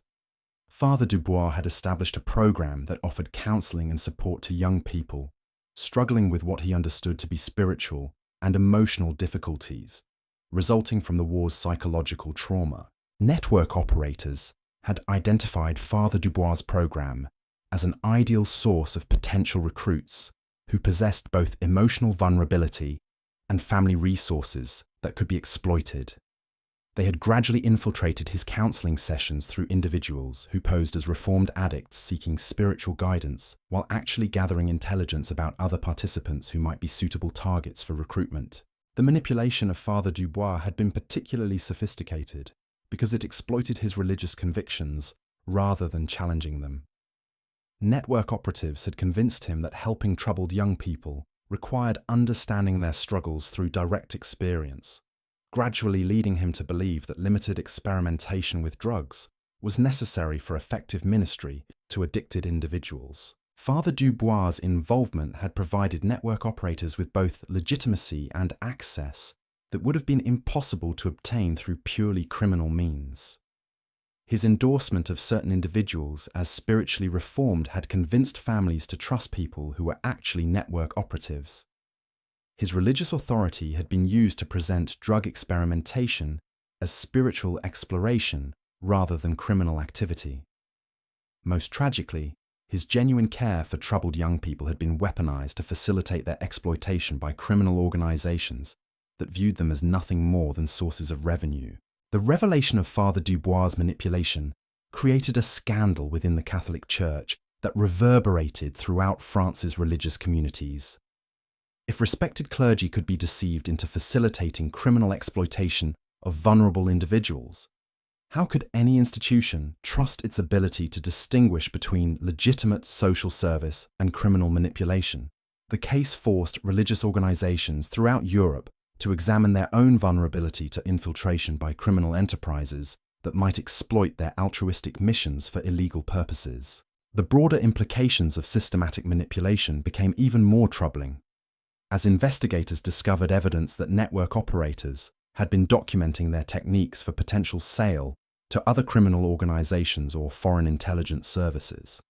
Detailed manuals found in raided locations contained step-by-step instructions for identifying vulnerable targets, techniques for psychological manipulation that could be applied in various cultural contexts, and organizational structures that could be adapted to different legal and social environments. These manuals represented a form of criminal intellectual property that could be used to replicate network operations in any location with suitable populations of wealthy, psychologically vulnerable individuals. The techniques that had been developed through years of experimentation in Parisian cafes could be applied to exploit similar populations in other cities, creating a potential epidemic of criminal organizations that used cultural manipulation rather than traditional violence to achieve their goals. The existence of these instructional materials also suggested that network operators had been planning expansion on a scale that would have transformed them from regional criminal enterprise to international threat capable of influencing political and economic systems throughout Europe. The cafe operations had been intended as proof-of-concept experiments that would demonstrate the viability of psychological manipulation as a criminal methodology that could be scaled up and applied to increasingly ambitious targets. Investigation of the network's expansion plans revealed connections to political movements and revolutionary organizations that had been seeking techniques for mass psychological manipulation that could be used to destabilize existing governments and social systems. The cafe operators had been in communication with radical political groups that were interested in applying criminal manipulation techniques to political organizing, creating possibilities for criminal political alliances that could threaten the stability of democratic institutions. These connections between criminal manipulation and political radicalism created new categories of security threats that existing institutions were poorly equipped to address. Law enforcement agencies trained to handle traditional crime lacked expertise in political intelligence, while intelligence services focused on foreign threats had limited understanding of domestic criminal organizations. The intersection of crime and politics created jurisdictional ambiguities that criminal organizations could exploit to avoid effective law enforcement response. The complexity of these intersections was illustrated by the case of Dmitry Volkov, a Russian émigré who had fled the Bolshevik Revolution and arrived in Paris with minimal resources but extensive connections to other displaced aristocrats and political refugees. Volkov had been recruited by network operators not for his personal wealth, which was limited, but for his access to a community of politically displaced individuals who possessed both valuable intelligence and desperate need for the kind of community and purpose that criminal organizations could provide.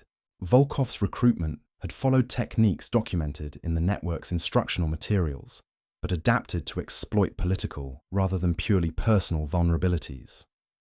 His anger at the communist revolution that had destroyed his family's position was channeled into activities that he believed were contributing to counter-revolutionary efforts, while his addiction to drugs provided through network connections ensured his continued compliance with increasingly compromising demands. Through Volkov, network operators had gained access to information about émigré political activities, foreign intelligence operations targeting Soviet interests, and financial networks that supported anti-communist organizations throughout Europe. This intelligence was valuable to multiple buyers, including Soviet agents who were willing to pay substantial sums for information about émigré activities, and Western intelligence services that wanted to monitor both Soviet operations and émigré organizations that might be infiltrated by communist agents. Volkov's case demonstrated how network operators had learned to exploit political conflicts and international tensions to generate revenue streams that extended far beyond simple drug trafficking. By positioning themselves as intermediaries between competing intelligence services and political organizations, they had created business opportunities that could generate enormous profits, while providing cover for their criminal activities through association with seemingly legitimate political causes. The intersection of criminal manipulation and political intelligence also created opportunities for foreign governments to influence domestic affairs in other countries through support for criminal organizations that could destabilize social institutions and corrupt cultural movements. The cafe network's operations had demonstrated that criminal organizations could effectively undermine social trust and institutional authority while generating profits and intelligence that could be valuable to foreign powers seeking to weaken their rivals. These possibilities for criminal political collaboration represented a new form of asymmetric warfare that could be conducted without traditional military means, while achieving strategic objectives that would be difficult to accomplish through conventional diplomacy or military action. By supporting criminal organizations that specialized in psychological manipulation and social corruption, foreign governments could potentially destabilize rival nations from within, while maintaining plausible deniability about their involvement in hostile activities. The recognition of these possibilities transformed the cafe network investigation from criminal law enforcement matter to national security priority that required coordination between multiple government agencies and international partners. The techniques that had been developed for exploiting individual vulnerabilities were recognized as potentially applicable to societal vulnerabilities that could threaten the stability of democratic institutions and social systems. As 1929 began, the investigation had evolved far beyond its original focus on drug trafficking and art fraud to encompass questions about psychological warfare, political subversion, and the vulnerability of open societies to systematic manipulation by hostile actors. The heroin havens that had masqueraded as bohemian cafes had revealed weaknesses in modern civilization that would continue to challenge policymakers and security professionals throughout the 20th century and beyond. The network's participants found themselves caught in the middle of conflicts they had never understood. Their personal struggles with addiction and exploitation transformed into elements of larger political and security battles that would determine the future of European civilization. Their stories of manipulation and betrayal had become cautionary tales about the vulnerability of individual freedom in an age when psychological manipulation had become a weapon that could be wielded by criminal organizations and hostile governments with equal effectiveness. The cafe culture that had once promised artistic authenticity and cultural sophistication had been revealed as a sophisticated trap designed to exploit the very human desires for meaning, community, and creative expression that made civilization worth preserving. Understanding how these desires had been weaponized would be essential for protecting future generations from similar exploitation while preserving the cultural freedom and social openness that criminal organizations had learned to exploit so effectively. The investigation continued to reveal new layers of complexity and international connection that suggested the full scope of the network's operations might never be completely understood. But the evidence already gathered had provided insights into human vulnerability and criminal methodology that would influence law enforcement, intelligence operations, and social policy for decades to come. The heroin havens of 1920s Paris had become a laboratory for techniques of social manipulation that would echo through history long after the last cafe had been closed and the final participant had faced justice for their role in one of the most sophisticated criminal conspiracies of the modern era.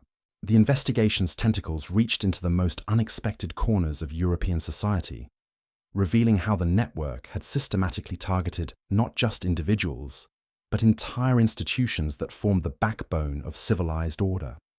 As spring arrived in Paris in 1929, Detective Inspector Bertrand discovered that the corruption extended into realms that shocked even his cynical sensibilities. The breakthrough came through Countess Isabella von Habsburg, a legitimate Austrian aristocrat whose addiction had made her a willing accomplice in schemes that threatened the very foundations of European banking. Isabella's story began in the autumn of 1926, when she arrived in Paris fleeing a marriage scandal that had destroyed her reputation in Vienna's conservative social circles. At 35, she possessed both the sophistication to navigate high society and the desperation that made her vulnerable to exploitation. Isabella's recruitment had been orchestrated by someone calling himself Baron Friedrich von Seckendorf, whose noble credentials were as fabricated as his charm was genuine. The Baron understood that Isabella's disgrace in Austrian society had created a hunger for acceptance that could be satisfied through association with Paris's avant-garde cultural movements. He introduced her to café society as a refuge where her past scandals would be viewed as evidence of sophisticated rebellion rather than moral failure. The Baron's manipulation of Isabella was masterful in its subtlety. He never directly encouraged her drug use, but created social situations where abstinence would have meant isolation from the only community in Paris that seemed to understand her situation. Isabella's first injection occurred during what she believed was an intimate artistic salon, where drug use was presented as necessary for appreciating experimental poetry that challenged conventional literary boundaries. Within months, Isabella's addiction had progressed to the point where maintaining her habit required increasingly desperate financial measures. Her family's Austrian properties provided collateral for loans that were channeled through network-controlled banks, creating paper trails that disguised drug transactions as legitimate business investments. But Isabella's value to the network extended far beyond her personal wealth. Through her Habsburg connections, Isabella possessed access to information about European royal families, diplomatic negotiations, and financial arrangements that could influence everything from currency values to territorial disputes. Network operators encouraged her to maintain correspondence with relatives and family friends throughout the Austrian Empire, using her letters to gather intelligence that was then sold to buyers whose identities remained hidden behind layers of intermediaries. Isabella's case revealed how the network had learned to exploit aristocratic social networks that had been weakened by the war, but still maintained enough influence to affect political and economic decisions. Noble families that had lost political power still possessed social connections and insider knowledge that could be valuable to criminal organizations seeking to manipulate markets or influence government policies. The systematic exploitation of aristocratic networks was coordinated by someone the investigation never fully identified, known only as the architect. This individual possessed intimate knowledge of European noble genealogies, diplomatic protocols, and financial systems that suggested either aristocratic background or professional training in intelligence operations.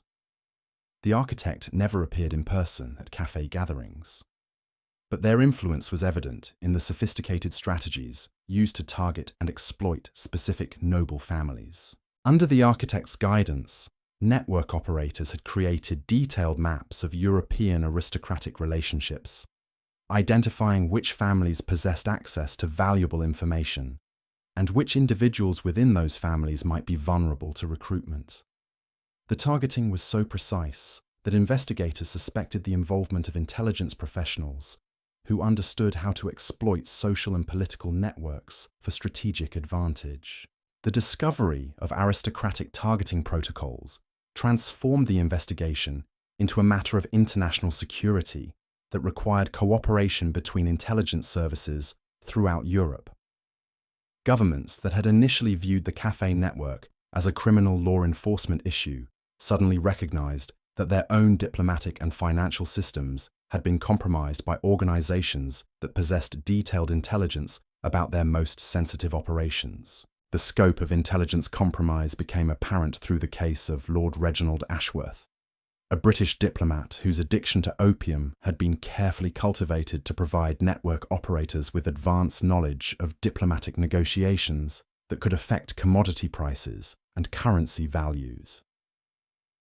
Ashworth's recruitment had begun during legitimate cultural exchanges between British and French artistic institutions, making his compromise virtually undetectable to security services that focused on traditional espionage threats. Ashworth's diplomatic position had provided access to information about trade agreements, military treaties, and colonial policies that network operators sold to buyers who used the intelligence to manipulate financial markets. The profits generated through this insider trading were far greater than anything possible through simple drug trafficking, demonstrating how criminal organizations could leverage cultural infiltration to access economic opportunities that traditional criminals could never exploit.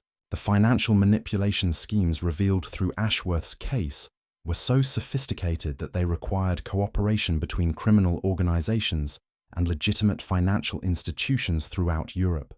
Banks that processed suspicious transactions had been convinced they were facilitating legitimate business activities by clients whose aristocratic credentials and cultural interests disguised the criminal nature of their operations. Investigation of these financial networks revealed that network operators had been systematically infiltrating legitimate banking institutions through employees who were gradually compromised through drug addiction and social pressure.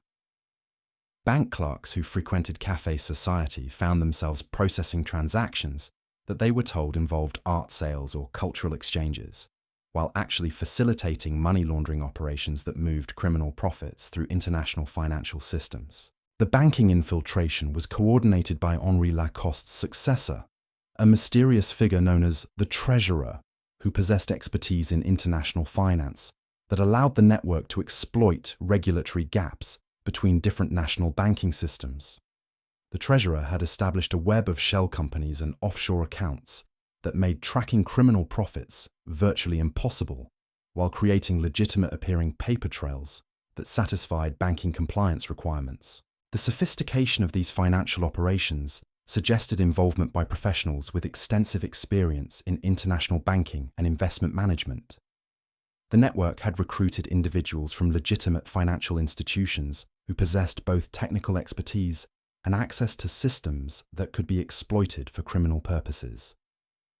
Their involvement had transformed simple drug trafficking into a complex financial conspiracy that threatened the integrity of European banking systems. The investigation of banking infiltration led to one of the most shocking discoveries of the entire case: evidence that network operators had been planning to use their financial capabilities to manipulate currency markets during periods of political instability.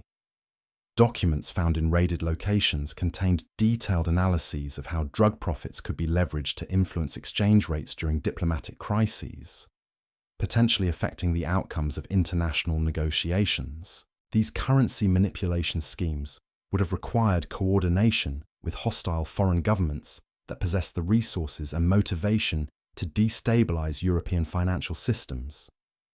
The network's operations had evolved from criminal enterprise to potential weapon of economic warfare that could be used to undermine the stability of democratic nations through manipulation of their financial systems. The recognition of these possibilities elevated the investigation to the highest levels of government throughout Europe. Intelligence services that had been focused on traditional military threats found themselves confronting a new form of asymmetric warfare that used criminal organizations and cultural infiltration rather than conventional military means to achieve strategic objectives.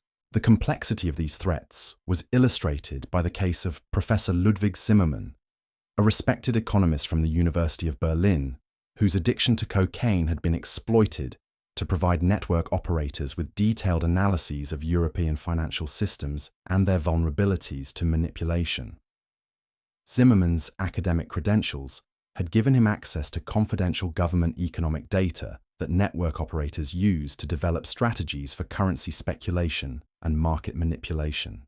Zimmermann's recruitment had followed the familiar pattern of gradual compromise through cultural activities, but his case revealed how network operators had learned to exploit intellectual curiosity and academic ambition as effectively as personal trauma or financial desperation. His belief that he was contributing to important economic research had been manipulated to make him complicit in activities that contradicted everything he claimed to believe about honest scholarship and public service. The exploitation of academic institutions represented another dimension of the network's evolution from criminal enterprise to systematic threat against the foundations of civilized society. Universities and research institutions that should have served as sources of objective knowledge and critical thinking had been infiltrated by criminal organizations that used academic credibility to legitimize their activities while gathering intelligence that could be used for illegal purposes. The academic infiltration was particularly dangerous because it threatened the integrity of knowledge systems that democratic societies depended upon for informed decision-making. If criminal organizations could manipulate academic research and expert analysis, they could potentially influence public policy and social attitudes in ways that served their criminal objectives while appearing to be based on legitimate scholarly authority. Investigation of academic compromise revealed that network operators had been systematically targeting universities and research institutions throughout Europe, identifying scholars whose work could be useful for criminal purposes, and developing strategies for recruitment that exploited academic culture and professional incentives. The targeting was so systematic that investigators suspected coordination by intelligence professionals who understood how to exploit academic institutions for strategic advantage. The academic infiltration schemes were coordinated by an individual known as the scholar, whose identity remained hidden but whose influence was evident in the sophisticated techniques used to compromise researchers and manipulate academic institutions. The scholar possessed intimate knowledge of academic culture and scholarly communication networks that suggested either extensive university experience or professional training in intelligence operations targeting academic institutions. Under the scholar's guidance, network operators had developed techniques for influencing academic research that could shape public understanding of issues relevant to their criminal operations.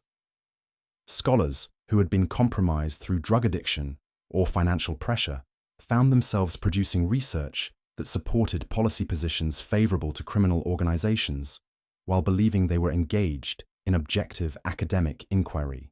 The manipulation of academic research was particularly insidious because it exploited the trust that democratic societies placed in scholarly expertise and scientific methodology. Citizens who relied on academic authority to inform their political and social decisions were unknowingly influenced by research that had been corrupted by criminal organizations seeking to advance their illegal objectives. The discovery of academic manipulation created a crisis of confidence in intellectual institutions that extended far beyond the immediate participants in network activities. If respected scholars could be manipulated into producing corrupted research, how could society distinguish between legitimate knowledge and criminal propaganda disguised as academic authority? These questions became practically urgent as the investigation revealed that network-influenced research had been used to support policy positions that would have benefited criminal organizations while appearing to be based on objective scholarly analysis. Academic papers that advocated for reduced law enforcement funding, liberalized drug policies, and weakened financial regulations had been produced by scholars who were unknowingly serving criminal interests while believing they were advancing legitimate intellectual and policy goals. The extent of academic compromise was illustrated by the case of Dr. Margaret Thornfield, a respected criminologist from Cambridge University whose research on drug policy had been systematically influenced by network operators who provided her with funding, research subjects, and data that supported conclusions favorable to their criminal objectives. Dr. Thornfield's academic reputation had given her research credibility that influenced policy discussions throughout Europe, while her compromised methodology had produced conclusions that served criminal rather than public interests. Dr. Thornfield's case revealed how network operators had learned to exploit academic funding systems and research methodologies to influence scholarly conclusions while maintaining the appearance of objective inquiry. Her addiction to heroin, which had developed through her research into drug use patterns, had made her dependent on network cooperation for continued access to research subjects and data sources that were essential for her academic career. The manipulation of Dr. Thornfield's research had been so sophisticated that she never recognized how her scholarly objectivity had been compromised by her personal addiction and professional dependence on criminal organizations. Her belief that she was conducting important research that would inform humane drug policies had been manipulated to produce academic authority for positions that actually served criminal interests rather than public welfare. The revelation that respected academic research had been corrupted by criminal manipulation created a scandal that reverberated throughout European intellectual communities. Universities that had prided themselves on scholarly independence found themselves questioning whether their research had been compromised by criminal organizations that understood how to exploit academic culture and professional incentives. The academic scandal also revealed how network operators had been planning to use corrupted research to influence public policy discussions that could affect law enforcement capabilities and regulatory frameworks. Academic papers that advocated for policies favorable to criminal organizations had been strategically published and promoted to influence political debates about crime, drugs, and financial regulation. These influence operations represented a form of intellectual warfare that could potentially undermine democratic decision-making by corrupting the knowledge systems that informed public policy. If criminal organizations could manipulate academic research and expert analysis, they could potentially influence political outcomes in ways that serve their illegal objectives while appearing to be based on legitimate scholarly authority. The recognition of these possibilities transformed the Cafe Network investigation into a comprehensive examination of how criminal organizations could exploit the openness and trust that made democratic societies function effectively. The techniques that had been developed for manipulating individuals had been scaled up to target institutions and knowledge systems that were essential for civilized governance. As the investigation expanded to examine academic and institutional compromise, it became clear that the network's operations had been far more ambitious than simple criminal enterprise. The systematic targeting of cultural institutions, financial systems, political networks, and academic research suggested coordination by organizations that possess strategic objectives extending far beyond criminal profit. The possibility that the Cafe Network had been serving foreign intelligence interests or political movements seeking to destabilize democratic societies created new urgency for investigation efforts that had already revealed more complexity than law enforcement agencies were equipped to handle. The heroin havens of Parisian cafes had been revealed as components of a sophisticated assault on the foundations of European civilization that would require unprecedented cooperation between law enforcement, intelligence services, and democratic institutions to address effectively. The network's participants found themselves caught in conflicts they had never understood.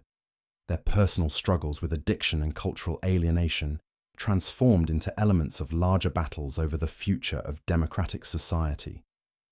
Their stories had become cautionary tales about the vulnerability of human freedom in an age when psychological manipulation and institutional corruption had become weapons that could be wielded by hostile forces seeking to undermine the foundations of civilized order.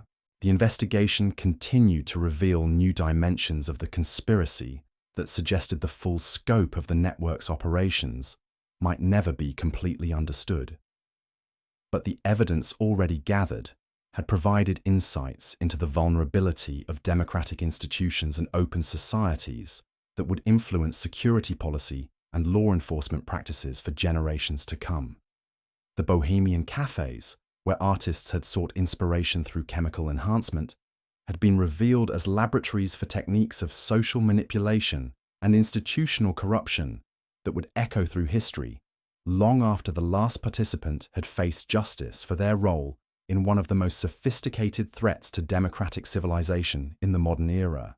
The spring of 1929 brought revelations that would forever change how European societies understood the relationship between cultural freedom and national security.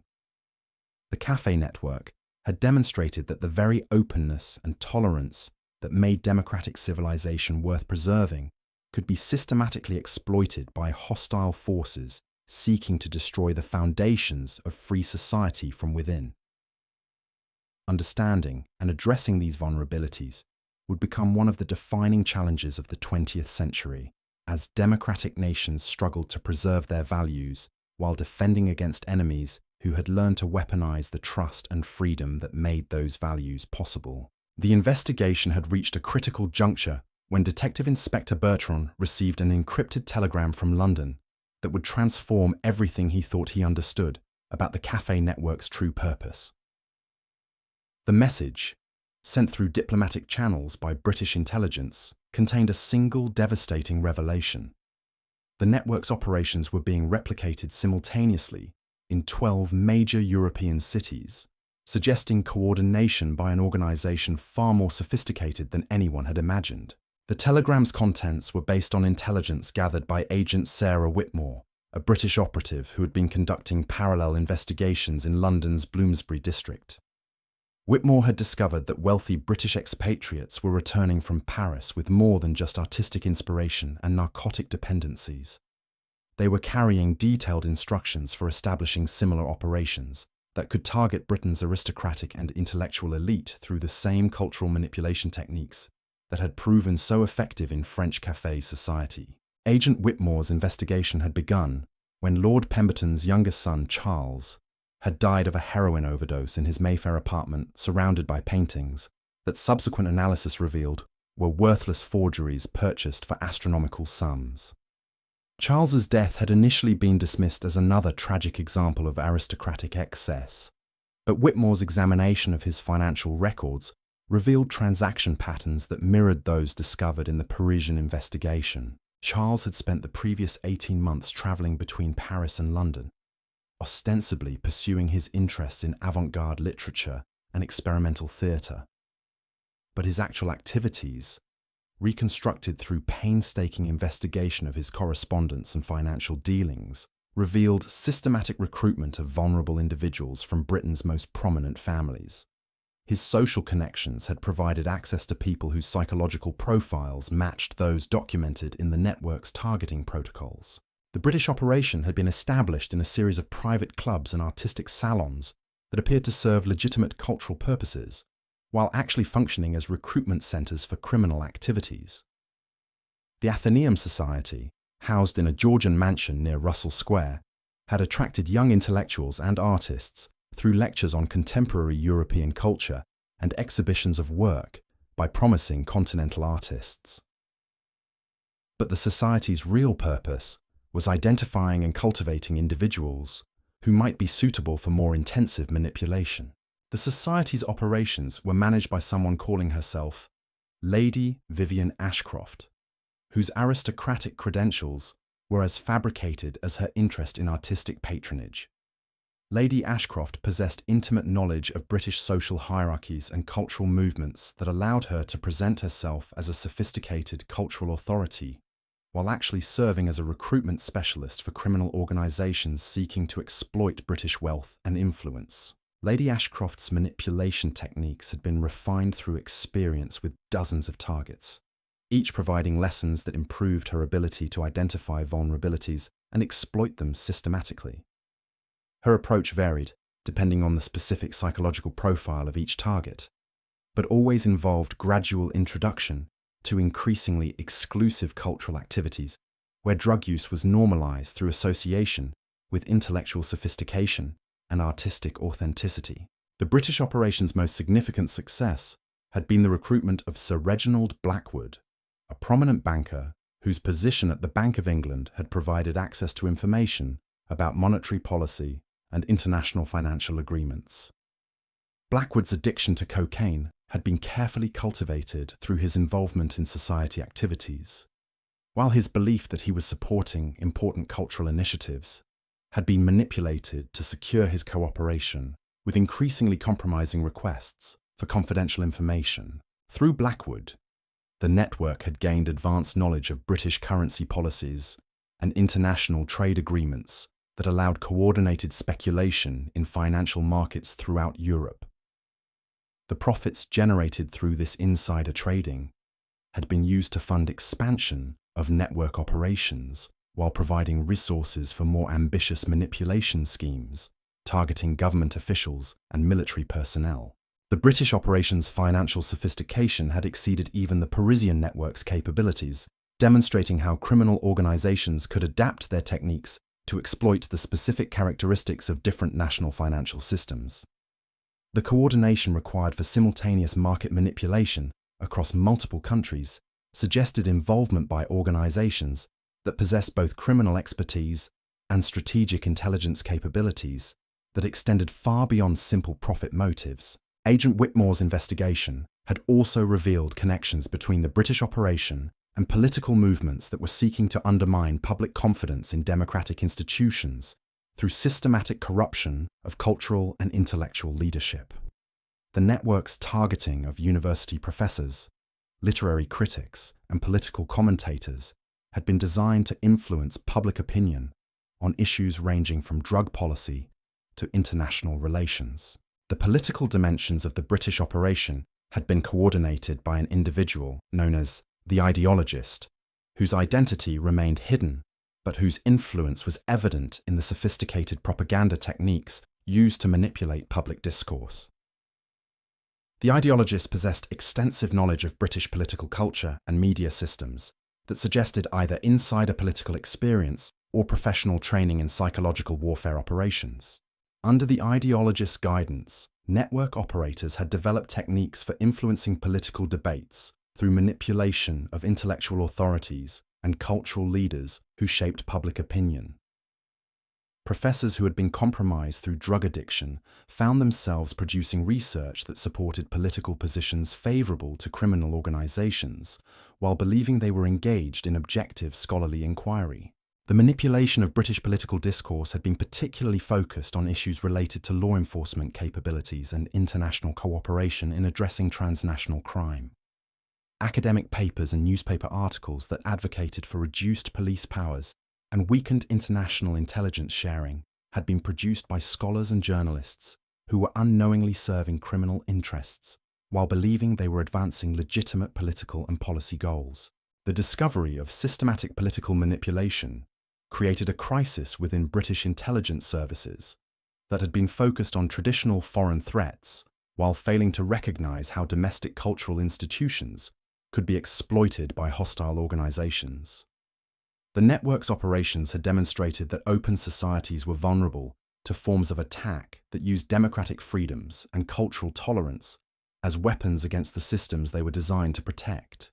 The British intelligence revelations coincided with similar discoveries in other European capitals, where parallel investigations were uncovering evidence of coordinated criminal operations that shared techniques, funding sources, and strategic objectives.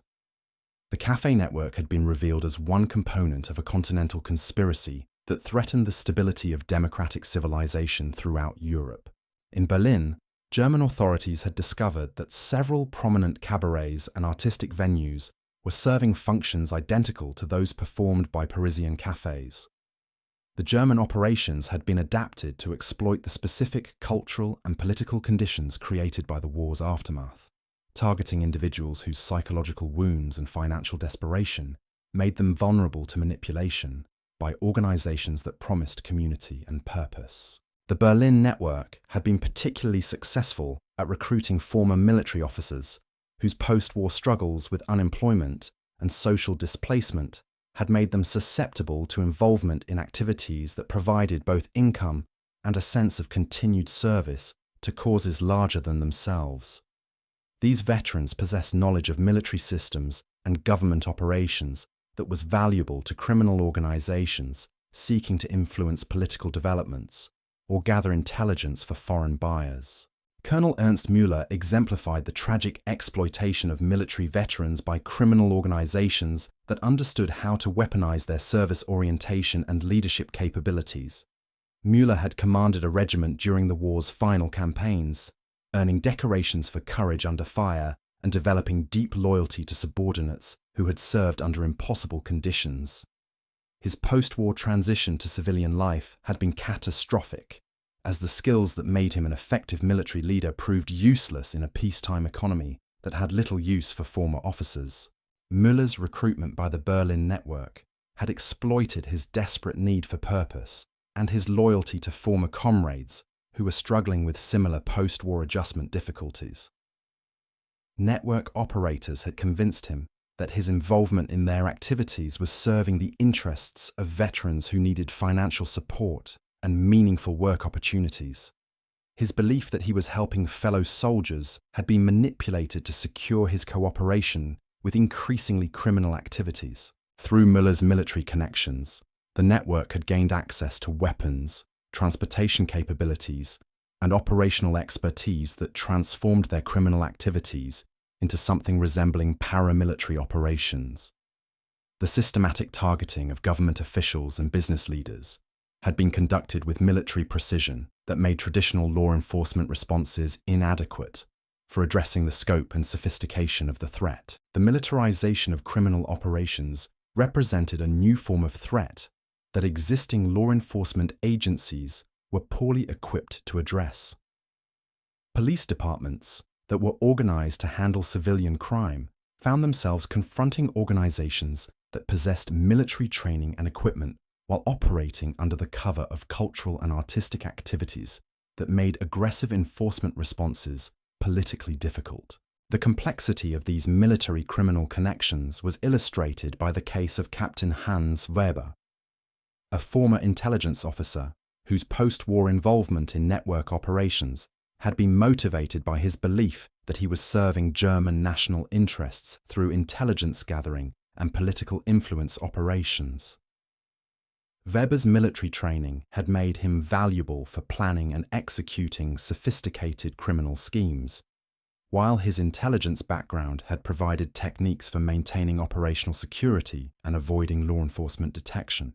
Weber's case revealed how network operators had learned to exploit patriotic motivations and national loyalties to recruit individuals whose skills and connections could advance criminal objectives while appearing to serve legitimate political purposes.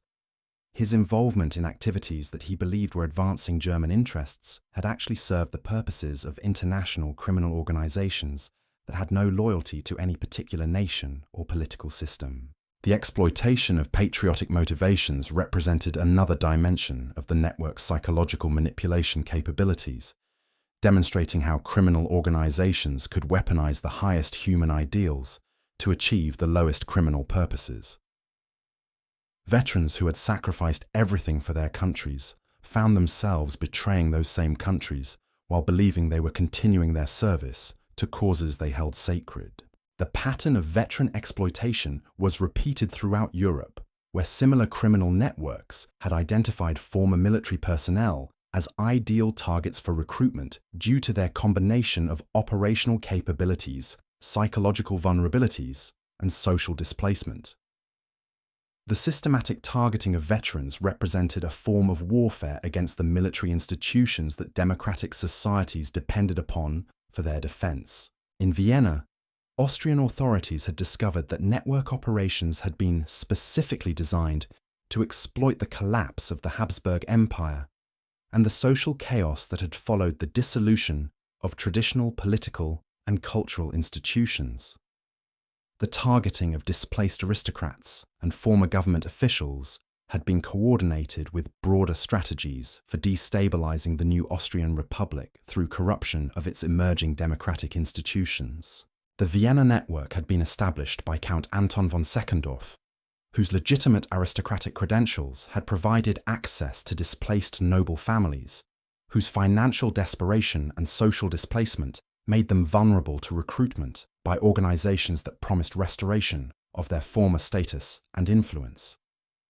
The Count's manipulation of aristocratic nostalgia and resentment had been used to create a criminal organization that combined traditional criminal activities with political subversion aimed at undermining democratic governance.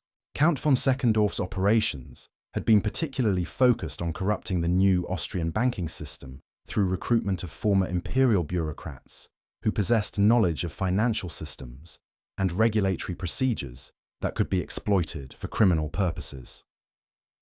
The systematic infiltration of legitimate financial institutions had created opportunities for massive fraud and money laundering that generated resources for more ambitious political manipulation schemes.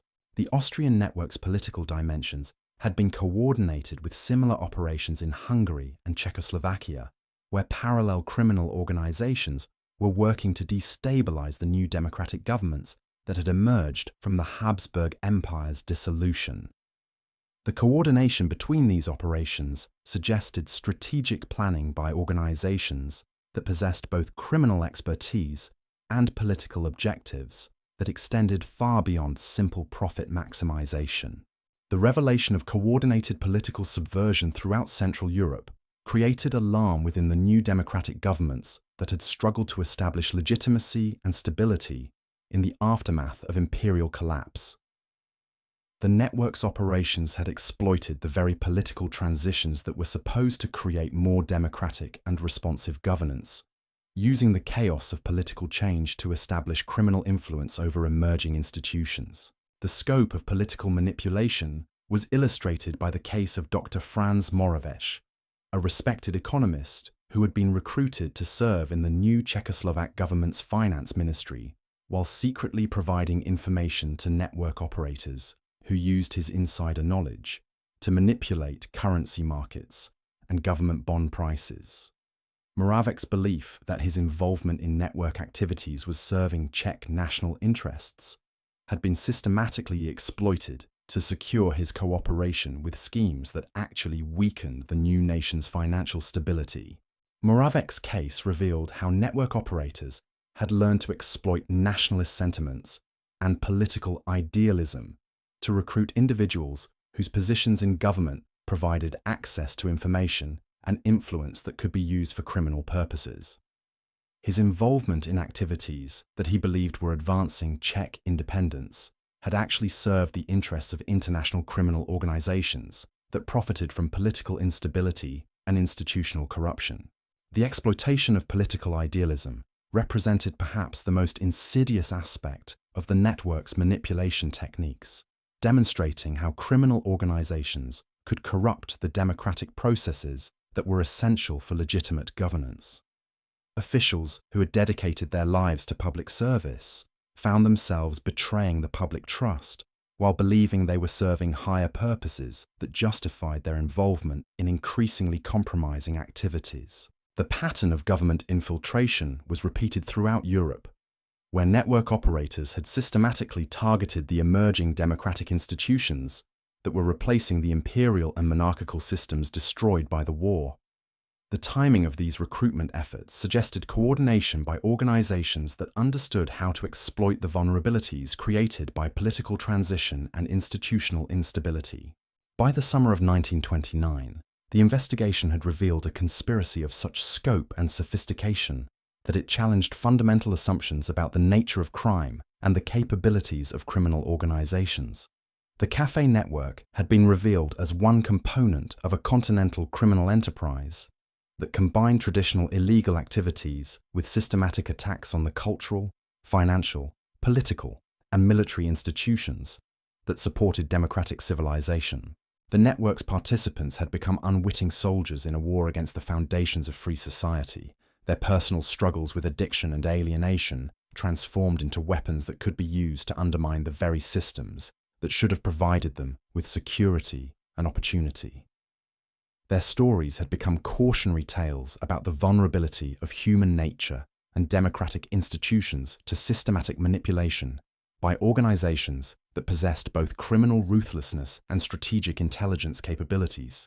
The investigation's revelations had created unprecedented challenges for law enforcement and intelligence agencies that were organized to address traditional threats while lacking capabilities for confronting criminal organizations that operated across national boundaries and exploited cultural and political freedoms for strategic purposes. The network's success had demonstrated that democratic societies needed new approaches to security that could preserve their openness while defending against enemies who had learned to weaponize the trust and freedom that made democratic life possible. As authorities throughout Europe struggled to comprehend the full scope of the conspiracy they had uncovered, one fact became increasingly clear. The heroin havens of Parisian cafes had been far more than criminal enterprises or artistic gathering places. They had been laboratories for developing techniques of psychological warfare and social manipulation that would continue to threaten democratic civilization long after the last participant had been brought to justice and the final cafe had been shuttered forever. The network's legacy would extend far beyond the immediate participants in its criminal activities, influencing how democratic societies understood and defended against threats that exploited their greatest strengths as weapons for their destruction. The bohemian dreams that had drawn so many vulnerable souls into the network's web had been revealed as nightmares that threatened to consume not just individual lives, but the entire civilization that had made those dreams seem possible. In the shadowy corners of those smoke-filled rooms where needles passed between trembling fingers and artistic ambitions dissolved into chemical dependency, a new form of warfare had been born. The battle for the soul of European civilization would continue long after the cafes fell silent, fought not with conventional weapons, but with the more insidious tools of psychological manipulation and cultural corruption that the network had perfected through years of experimentation on some of history's most vulnerable and idealistic individuals. The investigation had revealed that the true target of the network's operations had never been simply money or drugs, but something far more precious: the trust, creativity, and idealism that made democratic civilization worth preserving. Understanding how these qualities had been systematically exploited and corrupted would be essential for protecting future generations from similar threats, while maintaining the cultural freedom and social openness that remained essential for human flourishing in an increasingly complex and dangerous world. The network's collapse marked the end of one chapter in the ongoing struggle between the forces of civilization and those who would exploit human weakness for destructive purposes. But the techniques and insights that had been developed through the systematic manipulation of cafe culture would continue to influence criminal organizations and hostile governments throughout the 20th century and beyond, creating challenges that democratic societies would struggle to address while preserving the values that made their way of life worth defending. The heroin havens had been closed, their participants scattered to rehabilitation centers, prisons, or early graves. But the knowledge of human vulnerability that had been gained through their operation would live on, a dark legacy of one of history's most sophisticated attempts to weaponize art, culture, and human creativity in service of forces that sought to destroy everything those qualities were meant to celebrate and preserve. The struggle to defend democratic civilization against such threats would continue, informed by a hard-won understanding of how easily human nature could be exploited by those who possess both the will and the knowledge to transform society's greatest strengths into instruments of its potential destruction. The final act of this tragic symphony began in the autumn of 1929, when the global financial collapse that would become known as the Great Depression delivered the killing blow to a network already weakened by investigation and exposure. The stock market crash of October sent shockwaves through the wealthy families whose trust funds and investments had sustained the cafe operations, while the economic chaos that followed created conditions that made the network's sophisticated financial manipulations impossible to maintain. Lady Catherine Pembroke, whose cooperation with Detective Inspector Bertrand had helped expose the network's aristocratic connections, found herself facing a different kind of devastation as her family's textile fortune evaporated along with millions of other investments. The inheritance that had made her such an attractive target for network operators no longer existed, leaving her to confront both her addiction and her exploitation without the financial resources that had once seemed to guarantee her security.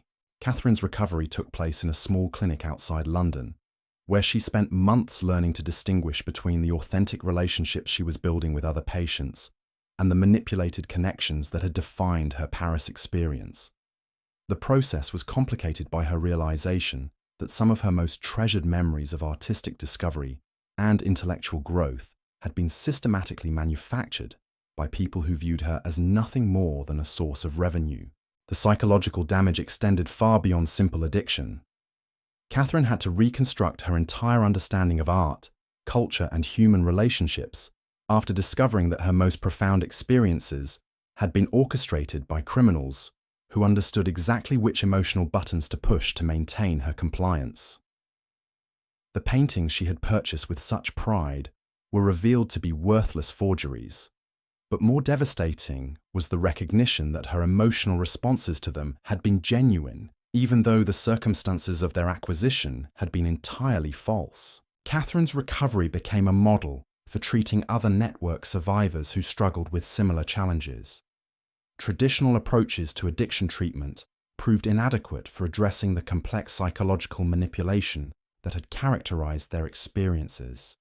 These individuals needed to learn not just how to live without drugs, but how to trust their own judgment and emotional responses after years of systematic deception.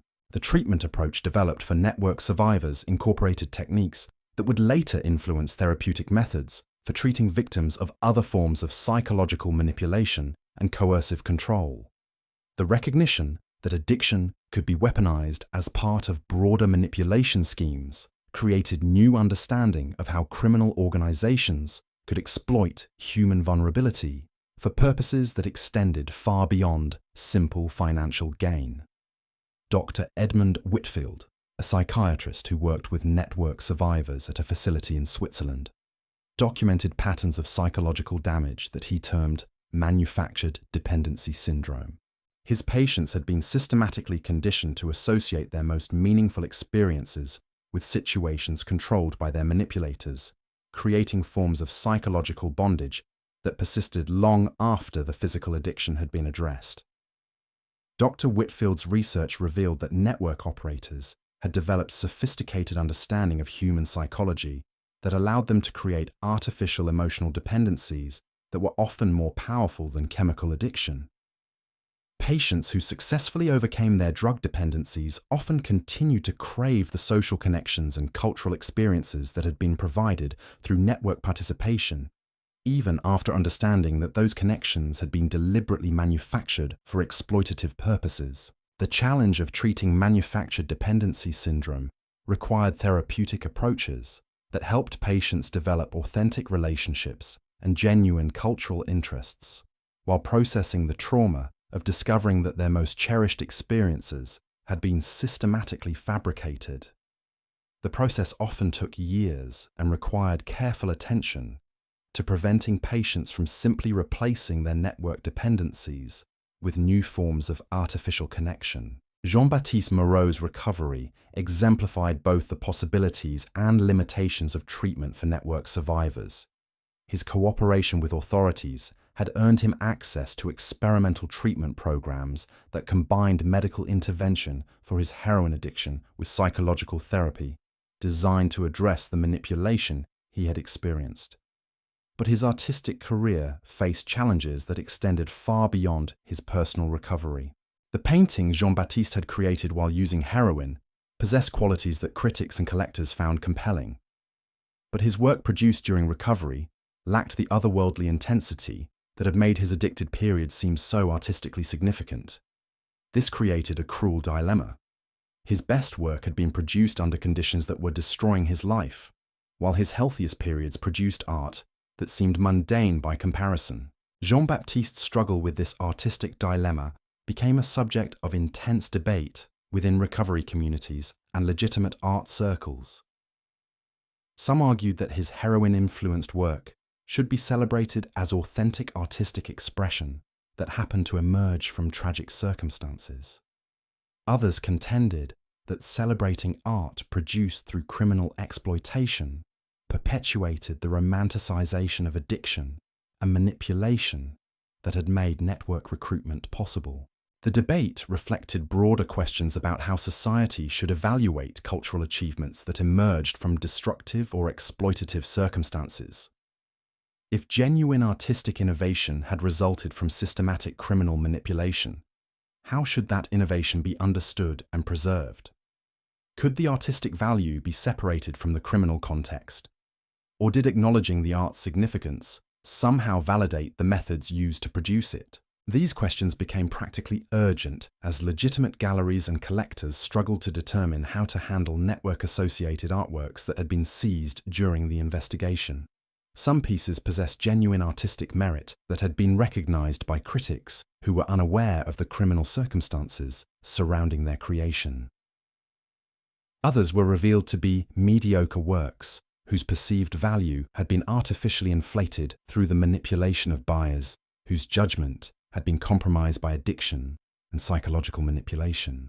The art market's response to network-associated works created a new category of cultural artifacts whose value was complicated by their association with criminal activity. Some collectors, who had purchased works through legitimate channels, found their investments worthless when the criminal connections were revealed.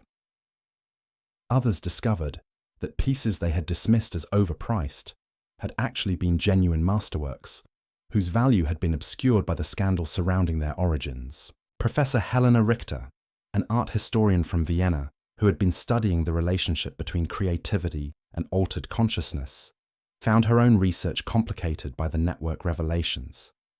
Her academic work had suggested that certain forms of drug use could enhance artistic creativity, but the discovery that systematic criminal exploitation had influenced many of the works she had studied forced her to reconsider her conclusions about the relationship between chemical enhancement and authentic artistic expression. Professor Richter's dilemma reflected challenges faced by scholars throughout Europe who had been studying cultural movements and artistic innovations that were later revealed to have been influenced by criminal manipulation.